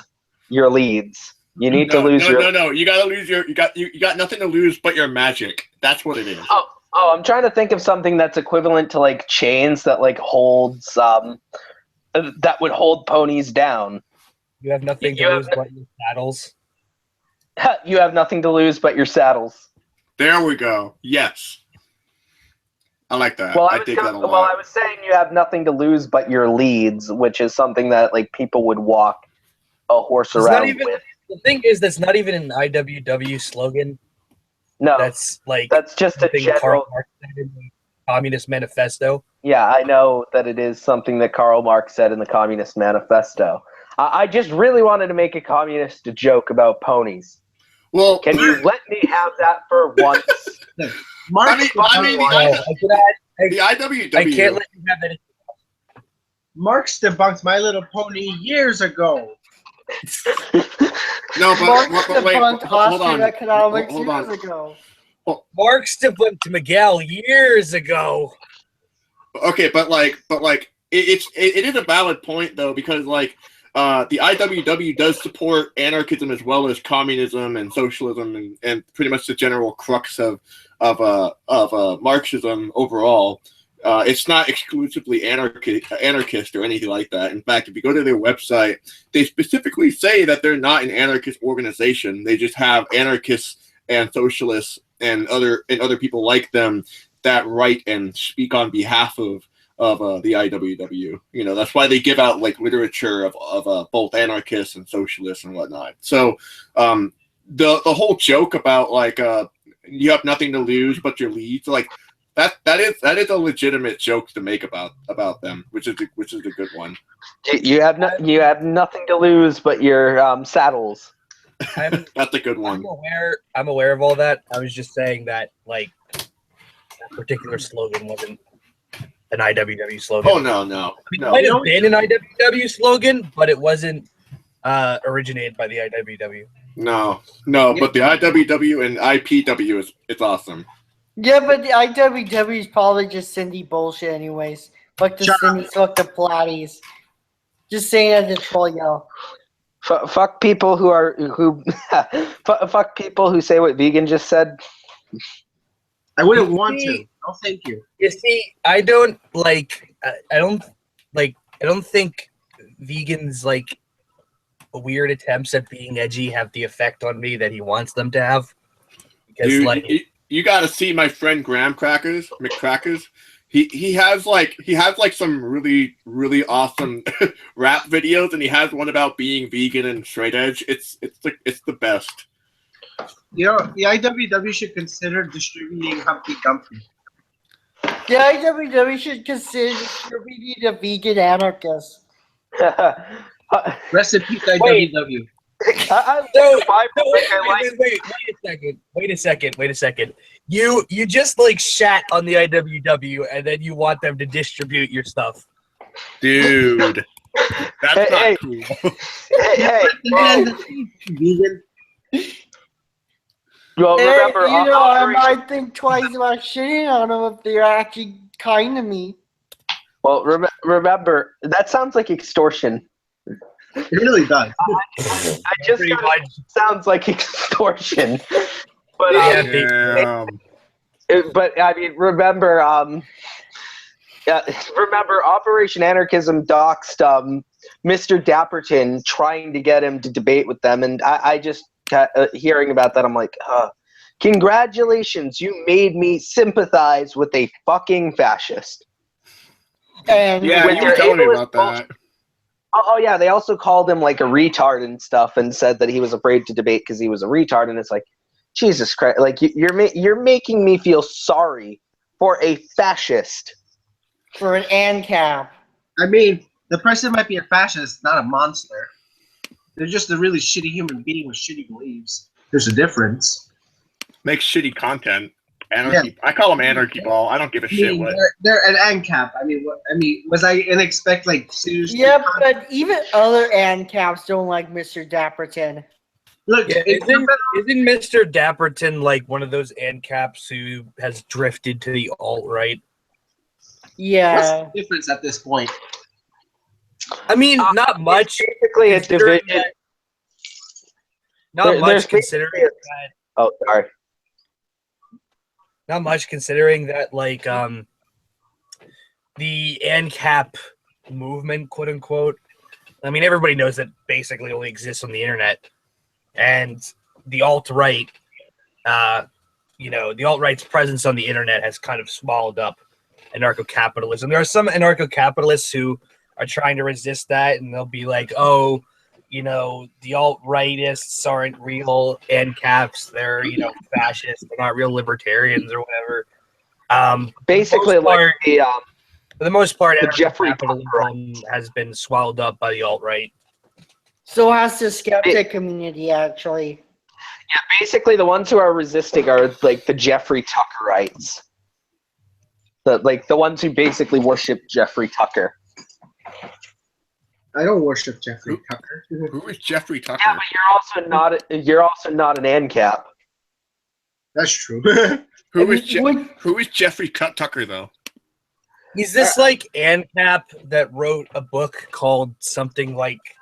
It was basically like this book about his fantasy about like a futuristic ANCAP society. So basically, every ANCAP book written.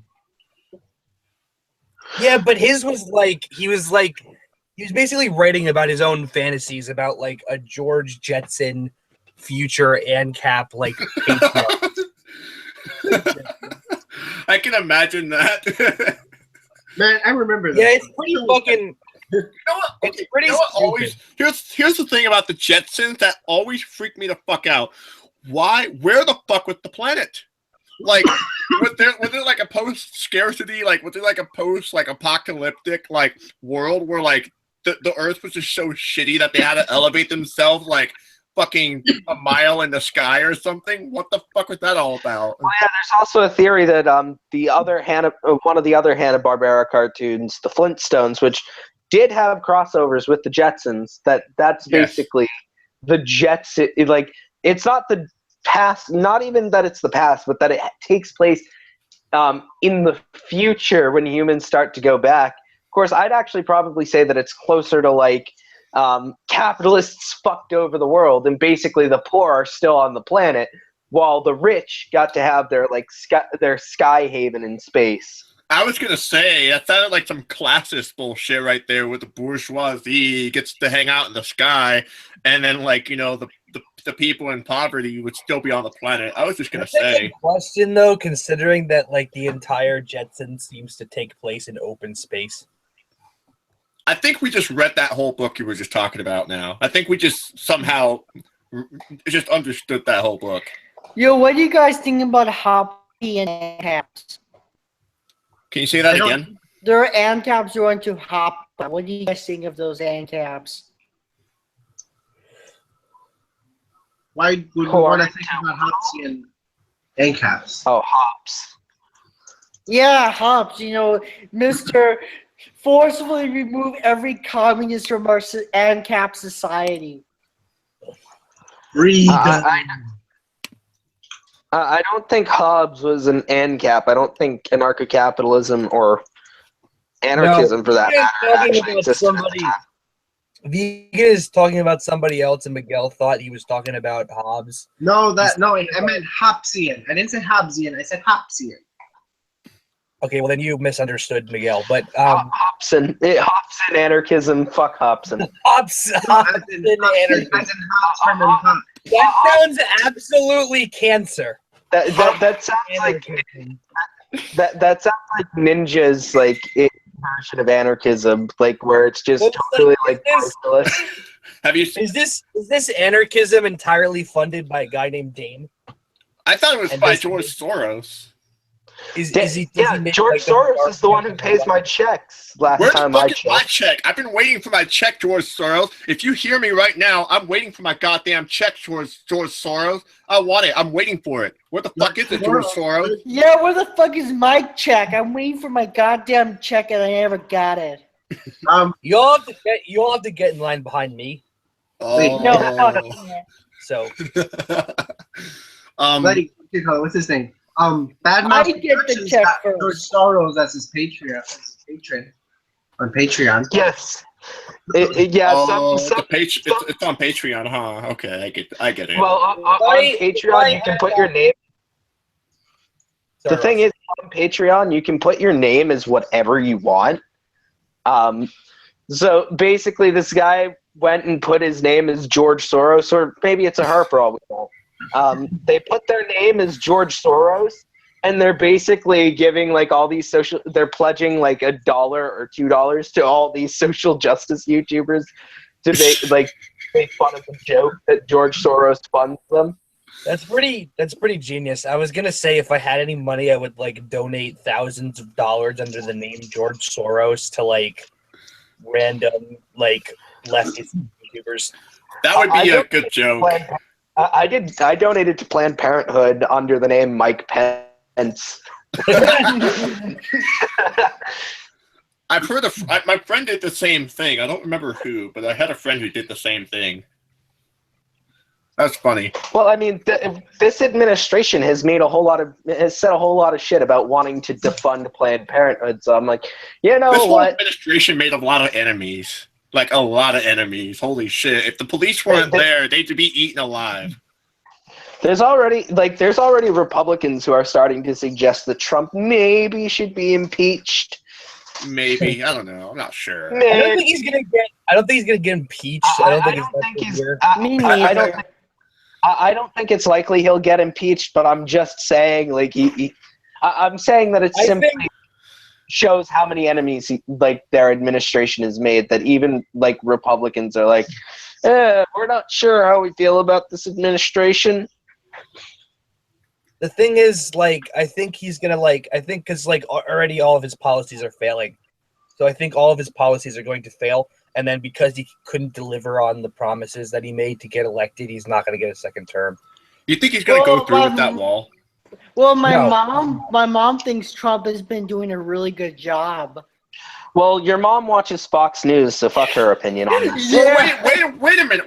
Hold the phone. Hold the phone. Don't you live on the border? Wouldn't the border, like, go over your house? No, not on the border, like a few miles from there. It's, well, still, like, wouldn't you have, like, a shit ton of, like, construction, like, ruining your property after a while? Regardless of whether vegan be affected, there are people who live along the border that, like, the wall would have to cut directly through their houses.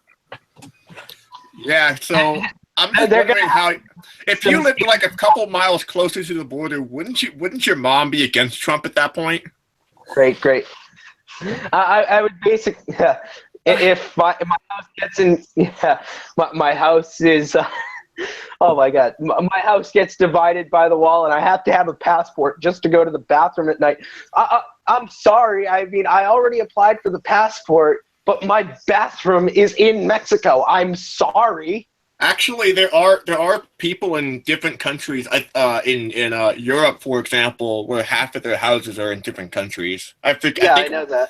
I think like Belgium and Denmark. I want to live in one of those houses. That sounds really cool. Like, to be like, my kitchen is in like Italy, and my freaking like these countries aren't even close to each other. But like my kitchen is in fucking Italy, and my bathroom is in Slovenia. That would be great. That sounds really inconvenient. Well, that sounds like just like your house is a giant castle that covers the entirety of Europe. Countries, I said those countries aren't even close to each other. I just chose them as examples. My kitchen is in France, but my bathroom is in Germany. Yeah, that would work. Something like that. That would be pretty dank. I know there was this library that's part of it is in Canada and part is in America. I know. I actually want to, like, I wanted to have, like growing up, I always thought it would be cool to have a house that, like, half of it's in Mexico and half of it's in America. The wall's totally going to fuck up my American dream. What the hell? You told me the American dream is a thing. Well, my American dream is to have a house that's half in Mexico and half in America. You lied to me about this American dream. Well, I mean, they do lie to me about the American dream, but it's like, well, what the hell? That's my dream. A lot of people die when the politician lies. Oh, is that That's song? a good rhyme. It's a Nausea song. I think it's called Sacrifice. You might want to check it out. Don't mind me. I'm just reading a book while you guys are yapping. It's the motherfucking DOWG. I don't know what's with that song, but okay. My house is just a giant castle that literally covers the whole Eurasian continent. Oh my god. My bathroom is in China, my kitchen is in France, and my bedroom's in Spain. Wow, So, like, literally, my bedroom's literally in Catalonia. like, literally, you have to, like, fly. On your backyard. It's in Freetown, Christiana. No. My backyard is in like it. My backyard is just Russia. You would literally though have to fly on a plane for like 3 hours to go to the bathroom, depending on where you are. Unless they use like the fucking like bathroom on the plane. Yeah, but then, like, actually, no. It's going to be even more than 3 hours at that point, depending on what part. I'm just going to say the Eurasian continent is way wider than America is, and it took 7 hours for a plane ride that I took from Boston to LA. That's an almost 8 hour flight on its own. So like it would probably be like closer to like 10 hours or some shit like that. You know this website called Wendover Productions? no. No, not website. It's a YouTube channel. They talk about, for some weird reason, like I don't really watch them too much because they're kind of capitalistic in their philosophy. But they talk about a lot about planes and how they fly to different places. And I thought it was really interesting because there's not really any like kind of like plane that goes from like one end of like Europe to the other end of Asia. There's not really one specific flight that does that. Yeah, it would probably be multiple flights. Or they would have to take like some kind of current or something like that. Or imagine. Oh yeah, they would definitely have to stop just because of like they would have to stop to refuel, for sure. Unless they have solar panels. Cha-ching. I'm a smart ass. I'm sorry. Oh no, I highly encourage smart assery. That's the time where Vegan, Miguel, and Jake just jump in and go, "Since when, Rose?" Oh. You were talking about ninjas earlier. Like, have you seen the episode of Stimulator where someone kept calling Black Bloc anarchists ninjas, and he's like, "They're not ninjas, but they're not ninjas, but they're not ninjas."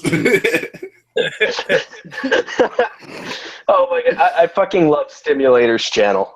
But no, you don't. No, I'm just kidding. I always like when he says "but." They're not ninjas. I love the United riot porn. fucking. I fucking love riot porn.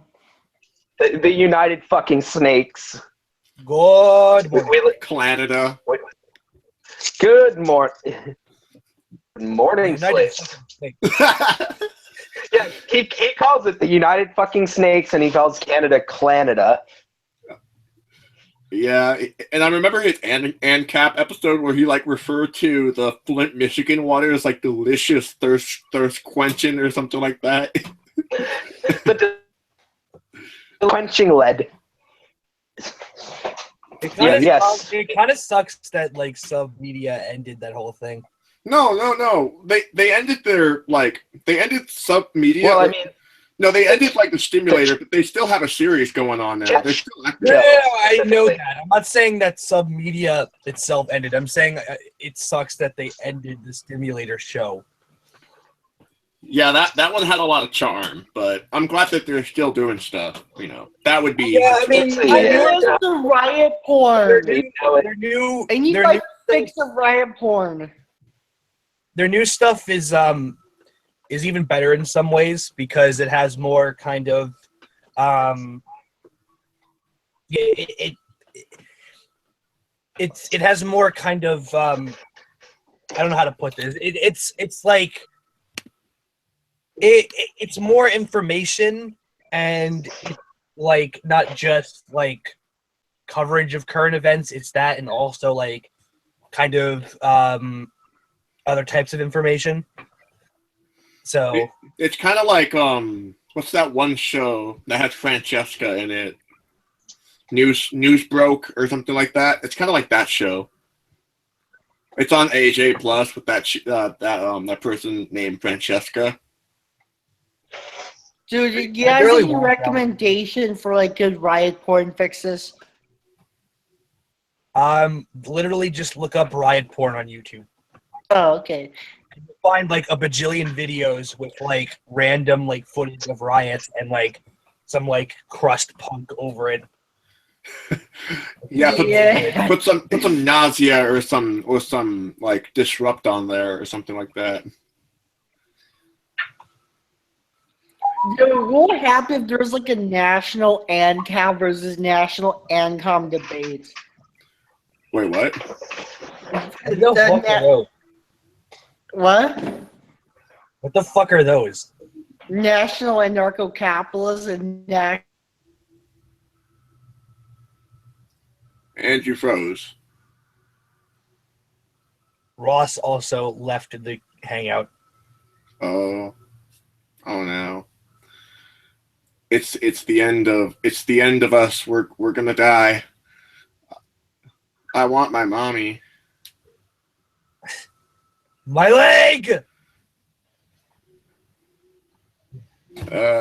Is there a way we can bring them back? I have no idea. Look at this photograph. I mean, since it's a Google Hangout, he needs to join back himself. Look at this Yeah. I think he left the chat.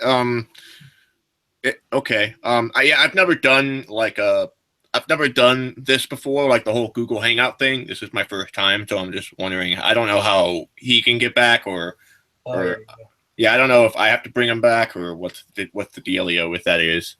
Look Nah, at he this has to photograph. join back by himself. Okay, for sure. Sounds good. This is completely up to Loss now. And there he is. There they go. Hey, All right, I'm back. How was it when you were taken to the online gulag? And I did hear what you guys said because of I watched what I missed on YouTube because but my internet on my Kindle just completely like shut me out for some reason. What look did we at this say? photograph. My time in the internet gulag was completely fine. Free internet camp for all. Look at this photograph. Back in the days of the U.S. Look at this photograph! Wait, I think Vegan's still off though. Yeah, Vegan froze when he was like telling us about some cancerous debate thing or whatever. Vegan's It's got that okay. going. I gulagged him. Wait. Gulag. And then you guys can all unmute. Gulag. Is there a reason why we wait? What? Whatever. Okay, I'll just No, let you no, do what you need to do. I just said it was a joke. It's an inside joke. No, I know. I wouldn't take you seriously. In these live streams, we mute each other sometimes, and we claim that we proclaim that we have gulagged somebody.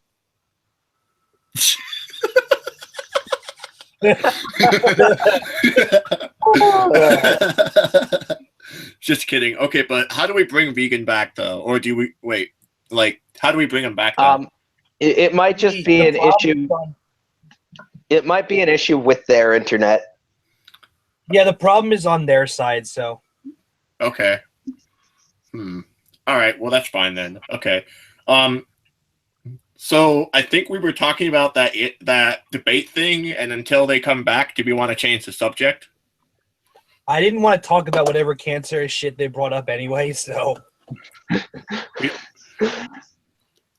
Do you not want to debate ANCAPs or something? Not that I'm against it. I don't like debating them either, but I've debated a lot of ANCAPs in my day, but Anarcho-capitalism gave me ass cancer. They almost sound the same.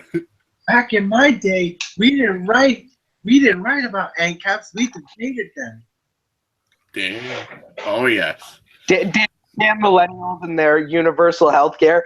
Back in my day, we just died if we couldn't afford health care. Back in my day, we killed the Nazis instead of debating them or taking their ideas seriously. Apparently, the lesson. Because even German liberals at the time were trying to justify fascists. Yeah. And fascist intellectuals, but the liberals never seem to learn. Yeah, and the reason why America was opposed to the Nazis in Germany was because, the Nazis were doing what America wanted to do, They were trying to be imperialistic, and America was like, nah, that's our job, bitch. Nah, that's our job. Well, yeah, it's the way that it's the same way that George Carlin put it. The way George Carlin I have put that it album. I have that album that you're talking about. George Carlin said, he said, cutting it all action. That's our job. The only time we ever bombed white people were Germans. We didn't bomb them because of their color. We bombed them because they were bombing brown people. Bombing brown people, that's our job. I remember they wanted to get into our action. Later on, when he was talking about the Vietnam War or the Persian Gulf War or whatever, he was like, we go in there and we fuck them to death. Fuck them to death. Fuck them to death.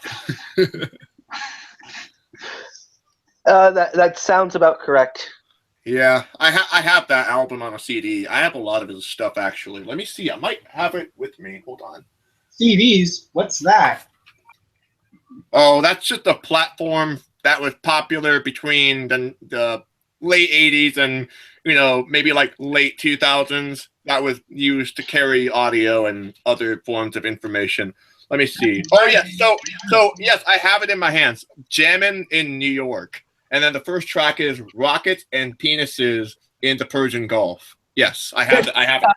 Well, yeah, there was a joke that he made about, he said, all wars that have ever been started have been started because some man was afraid that somebody out there had a bigger dick than him. And yeah, it's not hard.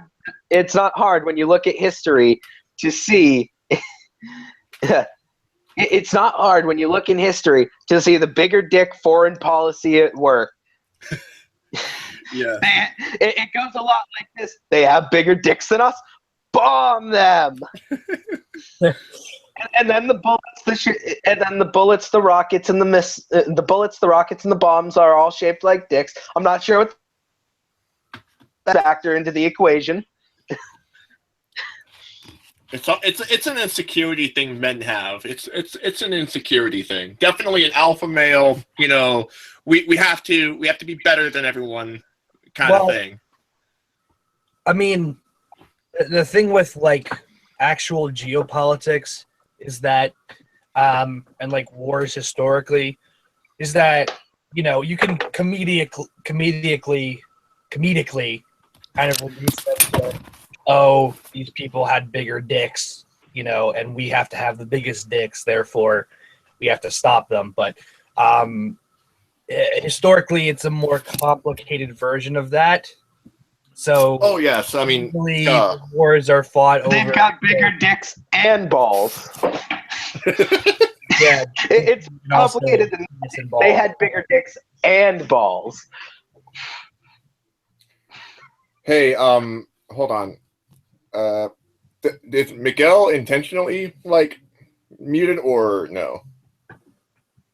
Usually when he's muted, he intentionally mutes himself. Okay, cool. Because I know we were muting people randomly for a while, so I don't know if somebody was just I muted him a while ago. After he muted me, but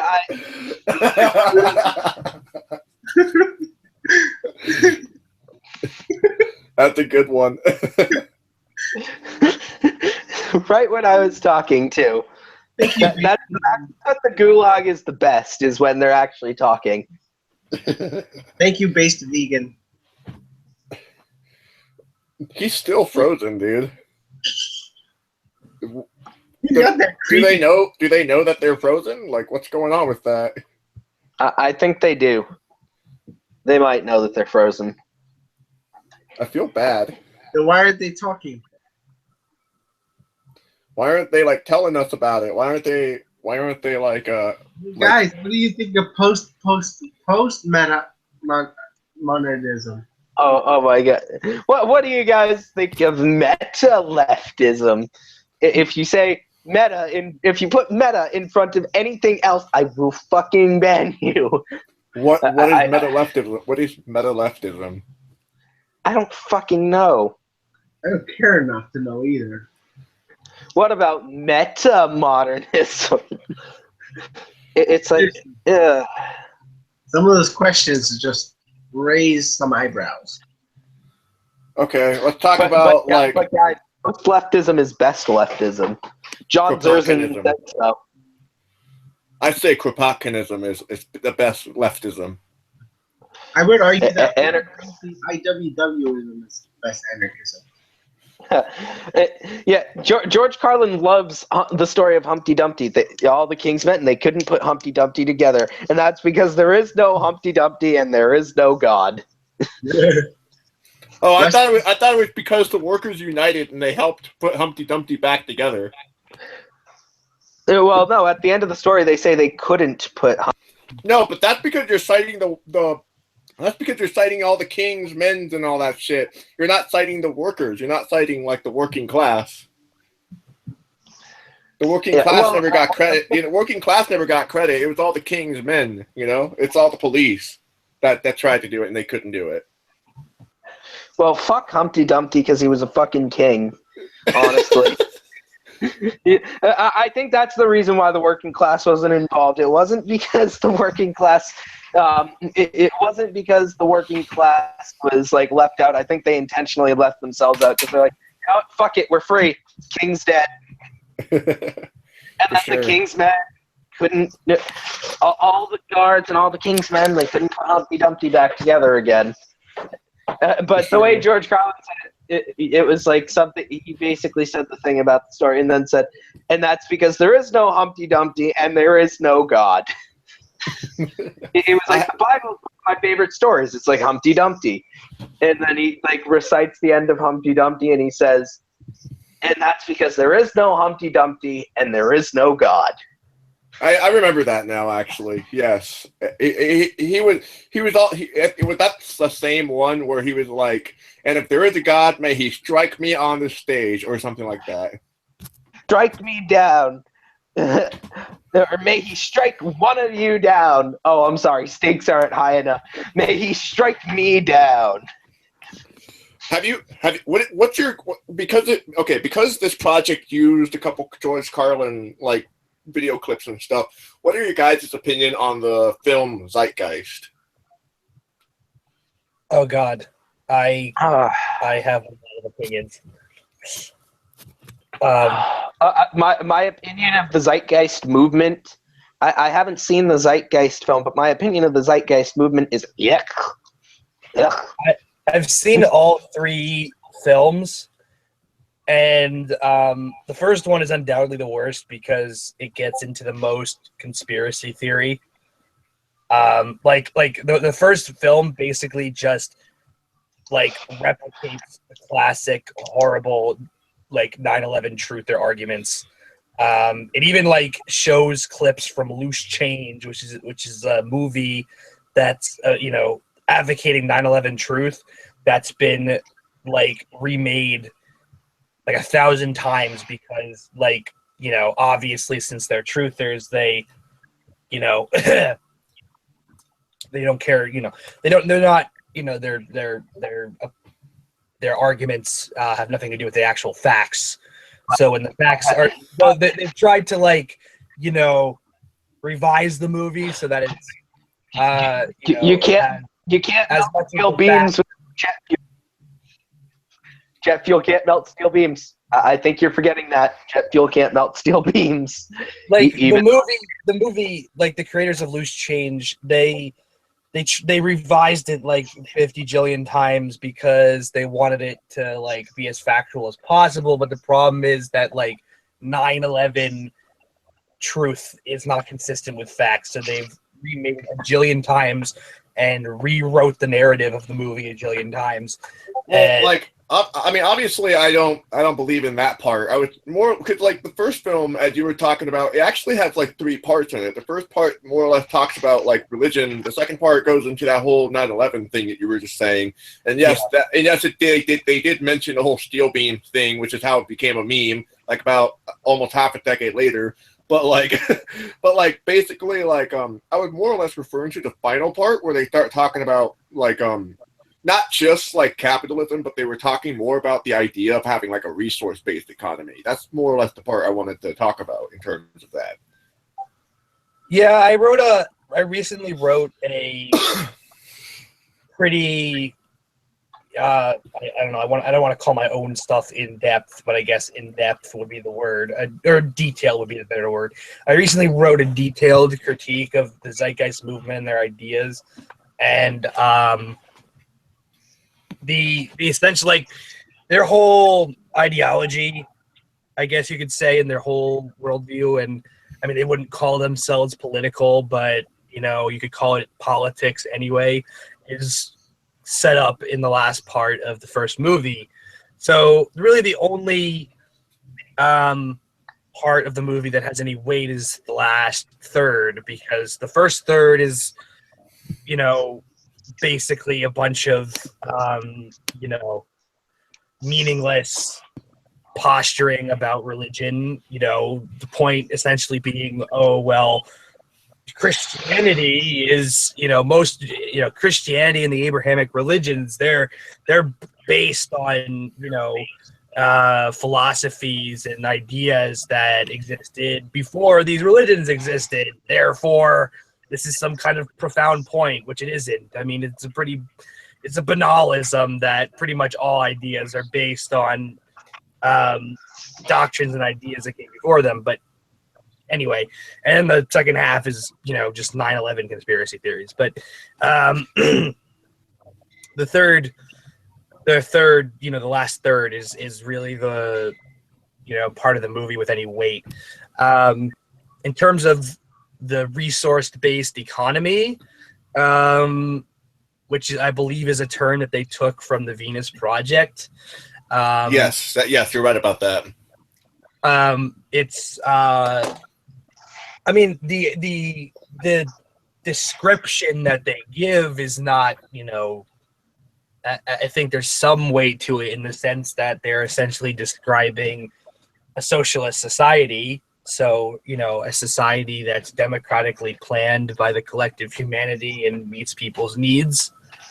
So, you know, in that sense, there's something to it. But my real problem with it is how they, you know, what they elaborate in the next two movies, which is how they intend to get there and their explanation of why we have what we have today. I think that's really insufficient, and I don't think that they can actually make the society that they want to happen if they don't rework their critique of capitalism to be more viable. Yeah, I haven't really actually like oh, there's echoing. Okay, never mind. Anyway, I haven't watched the other two films. I've only watched the first one. Okay, then here goes the echoing again. Oh, it's coming from Jake. I can see it. Sorry. Oh, there's Ask Me Freethinker. Welcome, Damn welcome. it, is this hangout going to have to go even longer now? No, I'm kidding. How long have you been I've going been enjoying it. We've been going for about like 2 hours and 13 minutes. Well, how long did you That's want to not go on for? I mean, I was thinking this was probably going to be like an hour and a half to like 2.5 hours. So, I mean, it's perfectly fine. I never actually planned a specific time, so it's fine. Okay. Well, we can go on for as long as you feel like. I mean, no pressure from me. I mean, I definitely want to end it by like 9 o'clock, though, or 9 o'clock Eastern Standard Time, which for you and Bobby is 6 p.m. That's fine. I'm okay with that. 6 p.m. You and I are in the same time zone, correct? Bobby lives in Long Beach. Look at this photograph. You and I are in the same time zone, yes? Look at this photograph. Every time I do it, Every time I do it makes me laugh. How did our eyes get so red? Wait, guys, don't sing that. Don't sing that. No, Jake, don't sing that. Why? You might get flagged for copyright.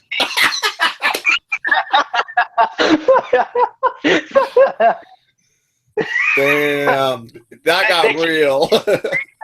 flag you for copyright for singing. I checked. No, actually, like, I mean, I don't know.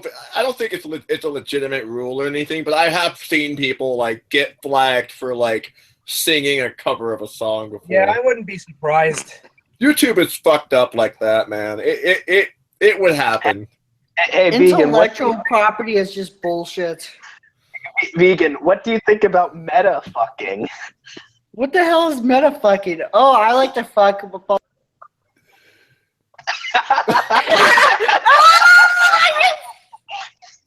Okay, but I went with that because That's what you get, fucker. you were the one who muted me first. I was just trying to get you to start talking so I could mute you. But yeah, Swamp Cleaner posted meta fucking because we were making a joke about like the whole meta leftism. What about meta leftism? If you put meta in front of leftism one more time, oh, I fucking swear. I swear to fuck. Meta rightism. I swear to drunk that I'm not high. Meta rightism. I wish I was high. What about meta politics? What does Jake think about meta politics? Something related to the word meta one more time. Well, meta politics is usually used by like white nationalists. Gulag. Is usually used by white nationalists and white Nazis. They talk about meta politics. Meta politics. Yeah. Oh yeah. It is mainly far right to talk about. I can't hear Jake. I can hear Jake, or I can hear Bobby. Oh, Bobby. I can't hear Bobby at all. Oh, Bobby. I think your mic's having issues. Man, she's got issues and I'm gonna pay. Yeah. Sorry, that's an Offspring song. I love the Offspring. So let's have a debate. Jake says 9/11 was not an inside job. It was done by Al Qaeda. Okay, I've done research on this. I can answer on this. So, I do not believe that it was an inside job, but I heavily believe that America was not only heavily involved in it leading up to that point, but I also believe that America had all the red flags that they needed to act on it and prevent it from happening. I don't think. Yeah, I don't think it was done by Al Qaeda. That's a straw man. Actually, Al Qaeda had pretty much nothing to do with it.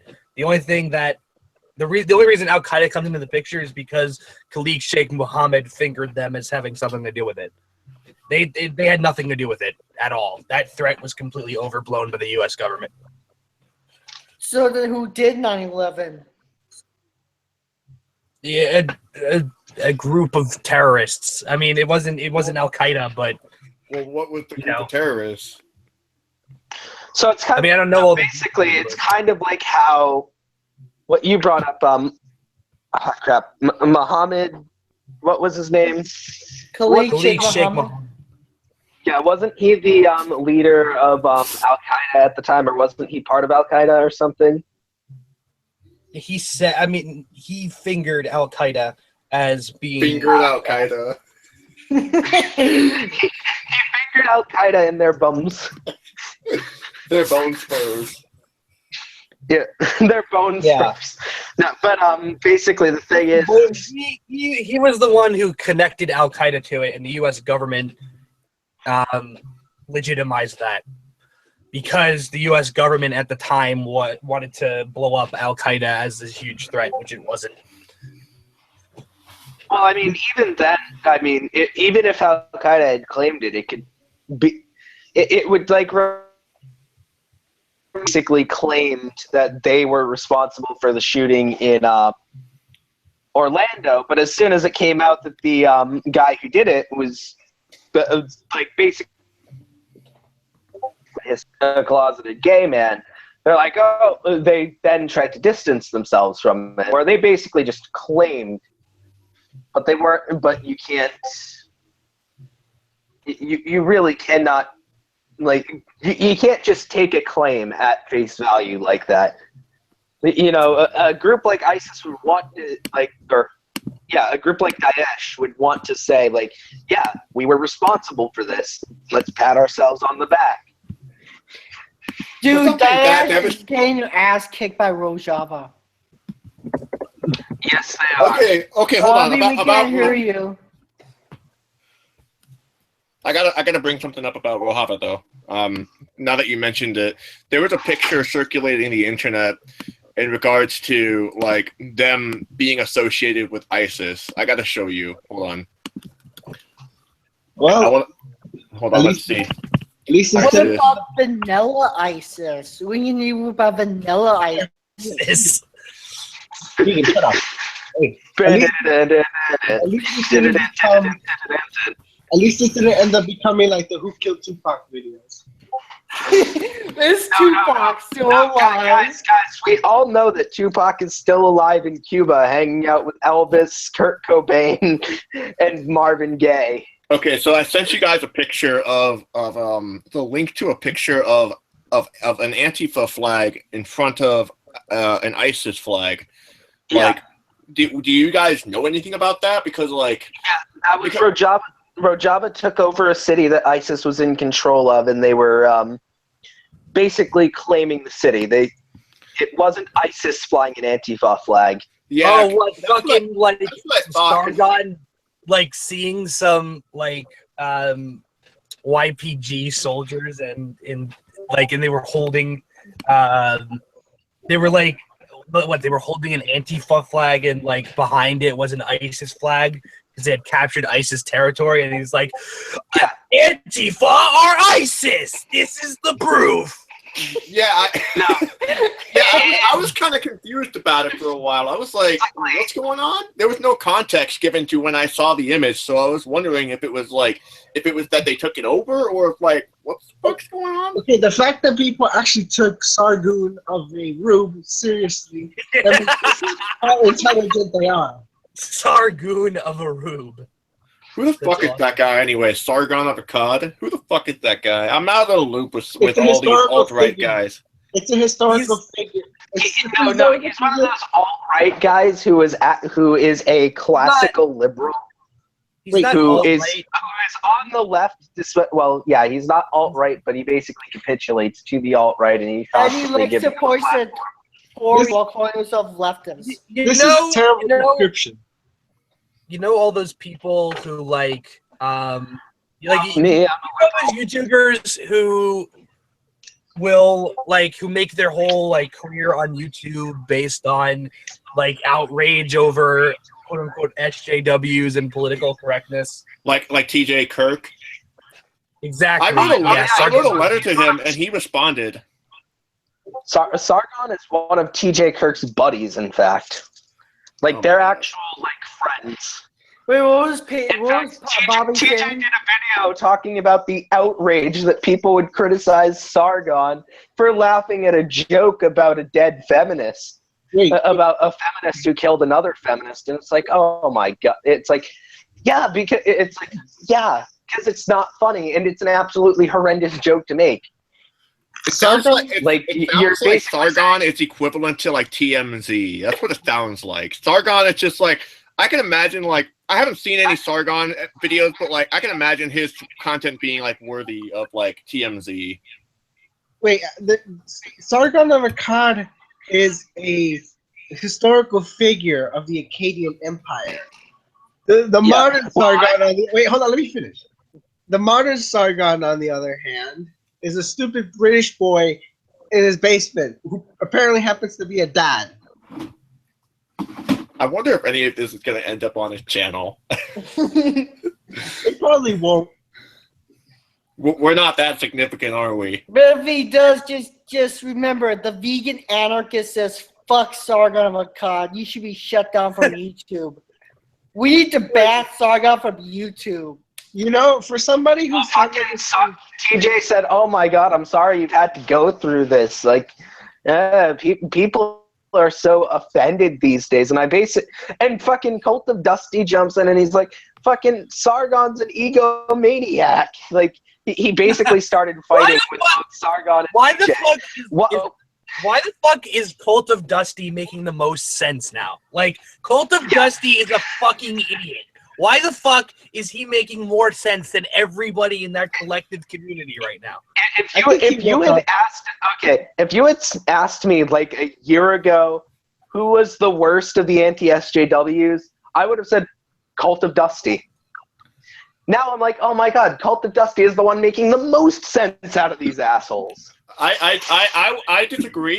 I think Thunderfoot, because I actually was I was a huge Thunderfoot fan for a long time until see, like, the thing about this community you have to understand is that they were very heavily anti-religion for a long time, and they were also like against police brutality and anti-racism for a long time. Then they started focusing their effort on, you know, anti-feminism and anti you know, SJW, you know, giving a shit about the people and how, and, you know, how to be a good person, you know, and that's when, I guess, like, you know, their revenue started getting better because of that, because, like, you know, they started pandering to that crowd over time. It got, I don't know, that's what I've noticed over time, and so that's what made me not want to be a fan of Cult of Dusty and The Amazing Atheist and Thunderfoot, for that matter, because they went from being scientists to, they're not scientists except for maybe Thunderfoot. I'm not entirely sure, but Phil Mason does have a degree in chemistry and does work at it and is a chemist, but like he's not anything big. Apparently, Yeah, he's just a average chemist who's pretty crappy. Wait. hold on, one at a time. Miguel, you can go ahead. You know how Sargon has a series called This Week in Stupid? Yes. I wonder why he isn't in it every week. Oh, No, he is in it every week, but without realizing it. I mean, he has stupid things to say that it can fill up, you know, this week in Stupid, and just basically put all his videos in there in one shot. Yeah. Hold on. I'm sorry. Like, all of his latest videos and everything he got wrong. wait, hold on. Who you? I kind of didn't catch something earlier. Who was the one that who had a PhD in chemistry, or what was it? Phil Mason. That's Phil Mason. Thunderfuss 00T. You just said Thunderfoot 00T. It's Thunder 00T if you're going by H bomb. The thing I wanted to say, I just call him Thunderfoot. Like I said, I was a huge fan of Thunderfoot for a long time. And that was because he was talking about, he was bashing creationists, which, you know, creationists are the same people who defend pedophilia and who defend the idea that Jesus was the one who brought, you know, everyone to life from nothing and all that shit. Didn't defend pedophilia? What? yeah, I've never heard of that. I mean, when I think of that scene, I don't think of creationists. Wait, what? I don't think of. Wait, I'm like, wait. You said something about creationists defending pedophilia. No. Like, Thunderfoot used to attack constantly creationists, and creationists are usually, like, I'm not talking about theists. I'm not talking about people who believe in God. I'm talking about people who front, like, with money, creationism, and they're usually the same people who also front money to defend pedophile priests in the Catholic Church, essentially. Okay, now that makes sense. I'm like, evangelicals, basically. I'm like, wait a minute, creation is defending that shit. I'm like, then what exactly is the whole like internet websites that dedicate to finding? No, it's a different intersection of institutional religion is what I was talking about. Okay, that's different. Okay, that's valid. Yeah. I wanted to say something earlier, but I kept getting cut off. I'm sorry. I just wanted to say that, like, no, it's not your fault. But what do you call it? I just wanted to say the one thing that apparently Phil Mason's, like, actual science is decent. Like, apparently, I mean, it's not amazing, but apparently it's actually, you know, decent. It's not horrible. It's semi-legitimate. Nothing groundbreaking, but it is legitimate. Well, look at it like this. Just because you're shitty at one thing doesn't make you shitty at everything else. Yeah, and just because you're good at one thing doesn't make you great at anything else, which is basically the thing that I see with Thunderfoot is that, oh, he's okay with chemistry. He's he knows chemistry, but that doesn't mean that that he understands politics and understands. This doesn't mean he understands politics and that he understands social sciences. I mean, just because you're if you're good in, let's say you're like a really great biologist or you're a really great physicist. Being a really great physicist doesn't mean you're going to know everything there is to know about sociology. And then Which also, half of those fuckers think is not even a legitimate science. I was going to say that then you have them saying that social sciences aren't a real sciences, yet they'll also constantly defend economics. Like, oh, you need to learn economics. It's like, economics is a social science, right?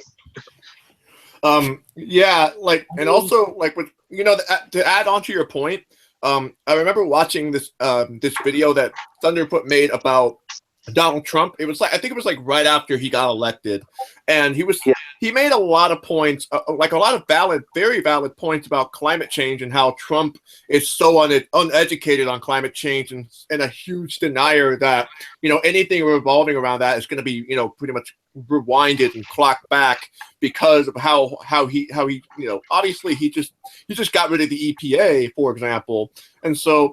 He was right about that, but Trump has also said a lot of very horrible things about women, and Thunderfoot has put little to no emphasis on any of that.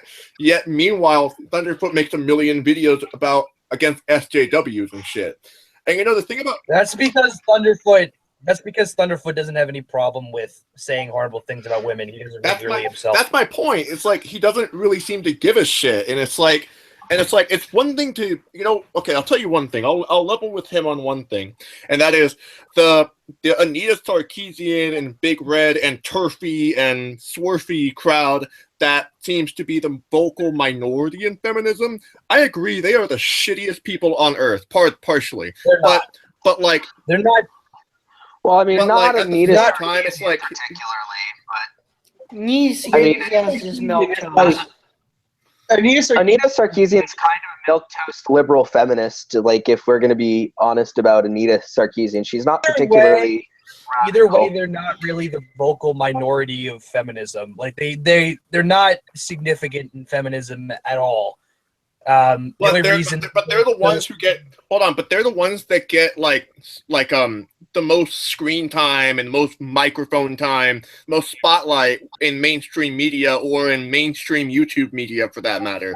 You won't really see Beanie Kill giving a lot of speeches, or you won't really see a lot of documentaries about Emma Goldman. In Big Red's defense, you had to go through hiding for a good year or two, and the media only recently actually managed to talk to her and have her side of the story. To be completely fair, okay, because you have to go into hiding. David Futrell, the guy who was in charge of the "We Hunted the Mammoth" blog page journalist thing. I love that page. He spoke about that not so long ago, and basically, yeah, Big Red might have been obnoxious and loud to what the video makes us see, but she's hardly the worst offender of feminism. Believe me on that one. I know some pretty deplorable shit within feminism. But she's hardly the worst of the bunch. Right. Go ahead. Quick. The only reason that these people, what I was saying before, vocal minority, because they have nothing to do with feminism. The only reason that they get is because those are the representatives of feminism according to internet reactionaries, because they can't actually be bothered to read feminist theory. They can't actually be bothered to research the relevant feminist intellectuals and figures that actually have some sway or history within the movement.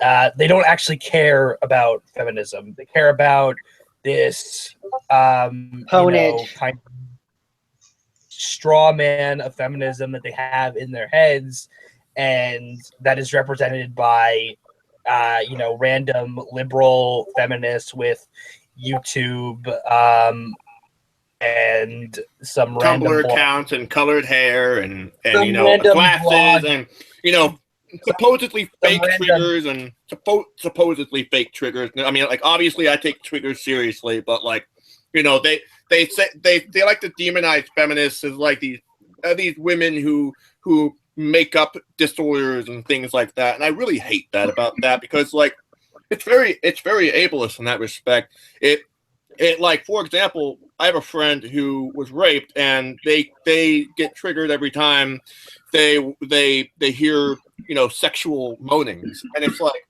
I take that shit very seriously. So that way, like, if we're watching a film, I make sure either we don't watch the film or we skip that part and just tell them what happens. But like, if I were to see someone laugh at them for that, I would kick their ass instantly, because like, that's not something they made up. That's something that they grew up with. That's a real struggle they grew up with. And I hate that like, the Thunderfoot Amazing Atheist crowd is not taking that shit seriously either. Well, that's because they really only care about themselves. Well, I can't hear Bobby. Yeah, they're talking. I don't think Bobby is even in this chat aside from Bobby's mic. I see Bobby moving his mouth and everything, but like I don't see a thing. Like there's a thing. Yes, there is a thing going on. There's a thing going on that basically is like when people talk, I see these like little dots pop up showing indicating that they're trying to talk. With Bobby, that's not coming through, so it's like something going on Bobby's end. I feel bad because we're like a half an hour almost over with this thing, and they haven't had a chance to talk yet. Are y'all good? Nope. Okay. But yeah, the thing with Anita Sarkeesian is that she's kind of a milquetoast liberal, to be honest. Wait, I'm sorry. He's trying to talk, and he's not coming through. I feel bad. I don't want to continue this until like we fix this.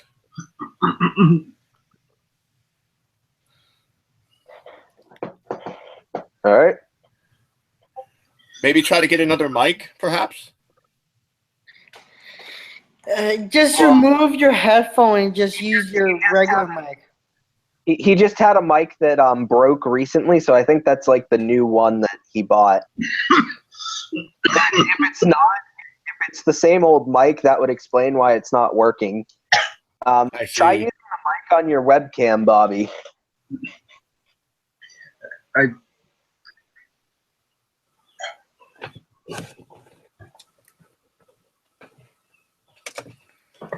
If none of the mics work, you can at least type in the chat and we'll respond to you then. That way, like, that way you're still heard, because I don't want you to go unheard if it's not going to work. Yeah. All right. And so, did you turn on the mic for your webcam or something? Because we still can't hear you.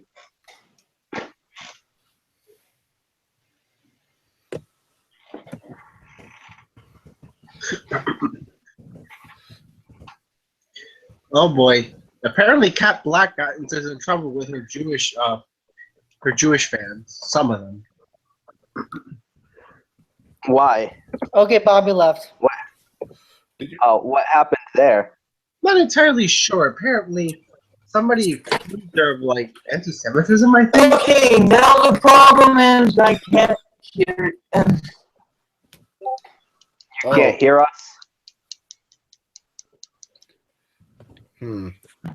Hello, Bobby? Bobby boy.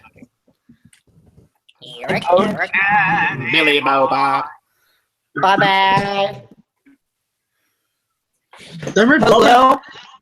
Hello, we can hear you. We hear you fine. Yep.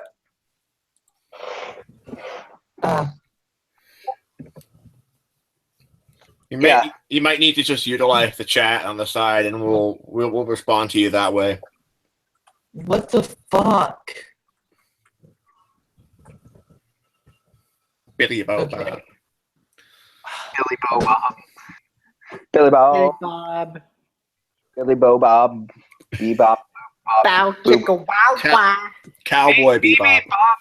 Yeah. BB Bob. Okay, so as I was saying, another thing is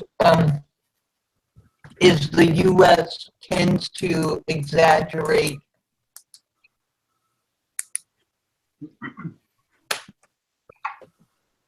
US threats from other countries,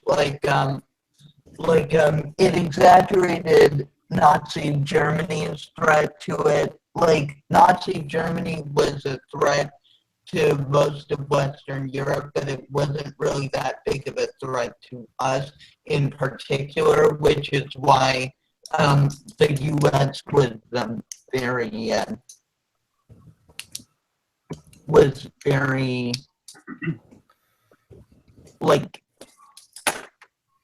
was very reluctant to get directly involved in World War II for a very long time. Oh yeah, there were also plenty of Nazi sympathizers within the U.S. We exaggerated the threat of the Soviet Union to us. The Soviet Union was a big threat, again, to other countries in Europe, but it wasn't really that big of a threat to us. Well, no, you forget communism would have destroyed American Western values. They were bringing their communism. Communism? Their communism would have destroyed us all. Communism? Their communism was Communism. their communism was spreading, so we had to go to Vietnam and kill all the Viet Cong. We had to go to China, and we had to go and had to go to Sweden because they went communist. Oh wait, no. That's a modern talking point. Is that they're socialist, which they're not. Doesn't even fucking work. Communism. That's a fucking word. Capitalism doesn't even fucking work.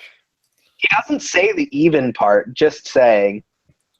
Capitalism doesn't work.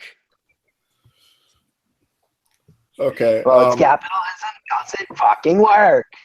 Capitalism doesn't fucking work. My head is going to explode if you keep doing this. Yeah,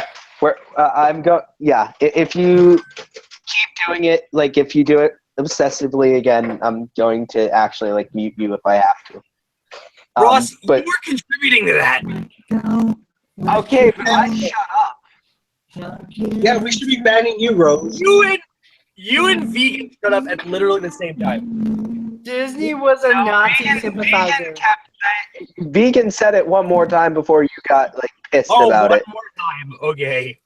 Wait, Jake, we should mute Rose and No. go fuck yourself. Gladly, but I don't have anything to use. You have Thunderfoot videos for that. No, those don't do it for me. Somebody should But just next send me dildos and some lube in the mail so I can just fuck myself. Jesus Christ. What, Vegan? Sometimes you say these things in public, and it makes me wonder if you even care. Not dildos, sorry, butt plugs. Oh boy. I think you completely missed the point of what Miguel was saying. I don't think that disproves Miguel's like. Bobby was saying something. Yeah. But we're making fun of War Corps. That was the thing. Okay, just let Bobby speak. Bobby, go ahead. The Nazis,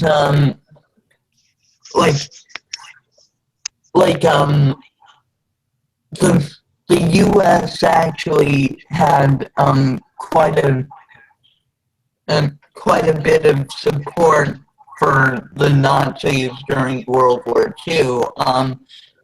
There was this thing called the Bundish movement, and this was basically a movement of German Americans who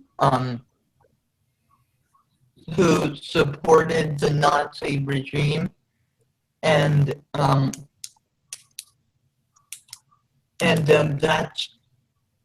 basically played a big role in starting the whole like Holocaust revisionist movement. I've also heard that like and I believe this is also in the Zeitgeist movie, but it is true. I did look it up and I did find this is true, that George Bush's grandfather was also laundering Nazi money. Hear me? Yes, we can, Bobby. Yes, we can still hear you, Bobby. Communism doesn't even. Oh, sorry. Communism doesn't fucking work. Stop.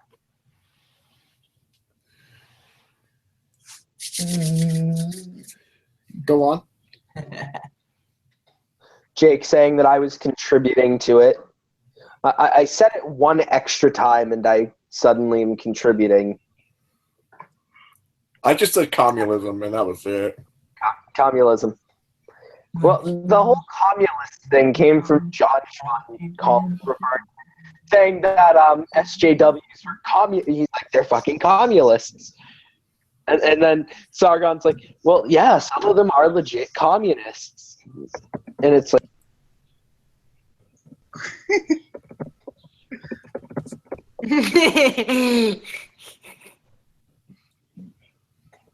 whatever, I'm the only one with the access to the eject button. Damn. That's pretty authoritarian of you. Yep. Well, I mean, we have been throwing each other in gulags. We just keep escaping these gulags. Dude, you could kick me out, but I could just join right back in. What's your what's your guys' opinion on like the idea that what's the word? What's your opinion on the idea of communism using class as an organ for like class rule? What's your opinions on that? Because I remember like I did a video back a few months ago where we were I was actually debunking a video made by this YouTube channel, Pro Socialism. They're a good channel. I don't hate them or anything. You should definitely check out their channel too. But yeah, they were talking. What's that? I've actually talked to them in person. Oh, really? How are they? They're pretty good. They're a pretty cool person. Yeah, they seem like a cool person. I like them a lot. I subscribed to their channel a while ago, but like they were making a case about like anarchism, like, you know, a Marxist video for anarchists. I debunked that video, and they were making the claim that like Marxism utilizes class as like a sort of like a tool for class rule, I guess, or something like that. What's your opinion on that? Wait, what? Like, I don't understand the Any basis thoughts on for the it. alt-left? No. Anything that feels like they have to put alt in front of it, probably assholes. okay, I don't want to talk about the fucking alt left. I'm more interested in what thing. Can you repeat that one more time? No problem. Scabell. Yeah. Chief Scabell. No, yeah. The alt left is a straw man. We're not going to go into that. But basically, but I was saying the communist idea of utilizing the working class as like an organ for class rule, basically. Like, so instead of like a horizontal aspect, there would be like the working class would be the ones in power, which is what Marxism is. What's your guys' opinion on that? Well, okay, I have a few things to say about that. One thing is that revolutionary socialists have always taken it for granted that the working class is the economic class which has the potential through its own self-activity to overthrow the capitalist system. So that's a pretty banal assumption within revolutionary socialism. This is something that Marx and anarchists agreed upon. Marx and anarchists also agreed that the working class would have to do this through its own self-activity, so through its own self-managed organizations and movements. So this form of like working class movement and action would be horizontal and self-managed Bobby's saying something. in order to be carried out. And so I think, I think that kind of class, working class movement for socialism, and I guess you could say class rule would have to be horizontal. But also at the same time, Marx differed from anarchists in the sense that anarchists believed that the state was fundamentally an organization which would organize against this working class movement and working class revolution. So that was kind of the difference. Class rule, like you're talking about, was actually a pretty banal assumption for all revolutionary socialists, including anarchists. Okay, Bobby, did you have something you wanted to say? No. I don't think Bobby can hear me. Did you have something you wanted to say, Bobby? Do you have anything you want to say, Bobby? I don't think he can hear us.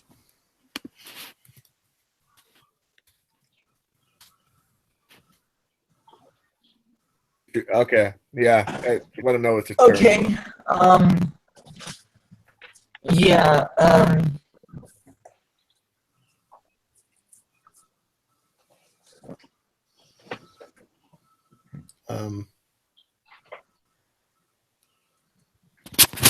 I'm on the Asperger spectrum, and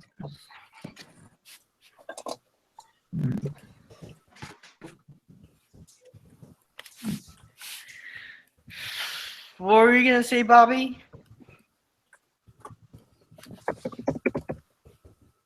Bobby, how many fingers do I have in this hand? I just asked Bobby if he could hear us, and he said not really. Yeah. Vegan, no one wants to see your bummy clothes. Yeah, that's why I keep my camera off. Nobody wants to see my San Francisco sweatshirt. I'd say my room is pretty aesthetically pleasing to look at, but I don't really want that being seen either. Guys, you gotta pull your jutes up because nobody wants to see your socksers. Jutes, oh my goodness! Hold on, let me fill Bobby in on what we were talking about.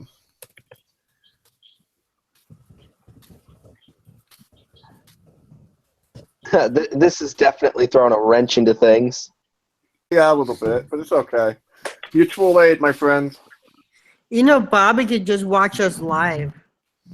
Hold on, let's see. Wait, why is everybody got kicked out? Ross got himself gulag. I'm on the Asperger spectrum, and so I've always been, and also I'm partially,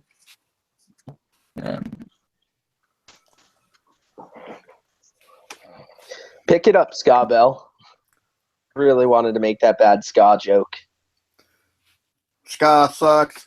Ska revivalism's cool, you stupid fucks. The bands are only in it for the bucks. And if you don't believe me, you're a schmuck. But the trend will die down with any luck. Ska sucks. That is true. Swamp Cleaner, that is very true. Walt Disney was a Nazi sympathizer. My old band has a song called Mickey Mouse Tyranny, and it's literally about that. Okay, Bobby says Marxism fucking sucks. I mean, as in an anarchist perspective, I mean, I kind of agree, except like to an extent. Like I mean, like, to the point to where, like, if you had to make me choose between Kropotkin and Lenin, I'd choose Kropotkin. You know what I'm saying? It's like that kind of thing. Oh yeah, but seriously, though, fuck Marxism. I mean, to be honest, I'm not sure that Marxism actually means anything in the current era. So, I mean, from what I understand, Marxism is just, it's just the understanding of the class system. I don't think I don't really like call myself a Marxist. I just like kind of go by the economic framework of the whole thing and understanding of capitalism. A lot of anarchists. Well, also Marx didn't write the book on oh my God, people are going to be. I was going to say he wrote a book called the Communist Manifesto, but I was going to say he didn't write the book on communism, and then I'm going to be like, well, technically he did, but he didn't create communism. Is my point. Communism existed before then. Wait, Bobby says even though I have a friend in college who's a Marxist Leninist, he's not like a tanky or anything though. And has strong anarchist sympathies. Like, see, okay, that I'm cool with. I'm cool with that. Like, I'm cool with that because, like, and I have friends who also identify as like a Marxist Leninist as well, but they're not like wanting to send people to the gulag. They're not wanting to undermine other anarchists and Christians and things like that. Or not Christians, but like I don't know why I said that. What the fuck. But they're not. Well, yeah, actually, they're not willing to undermine other people and step on other people for that reason. So that's cool. Like I'm cool with like Marxists who aren't tankies, essentially.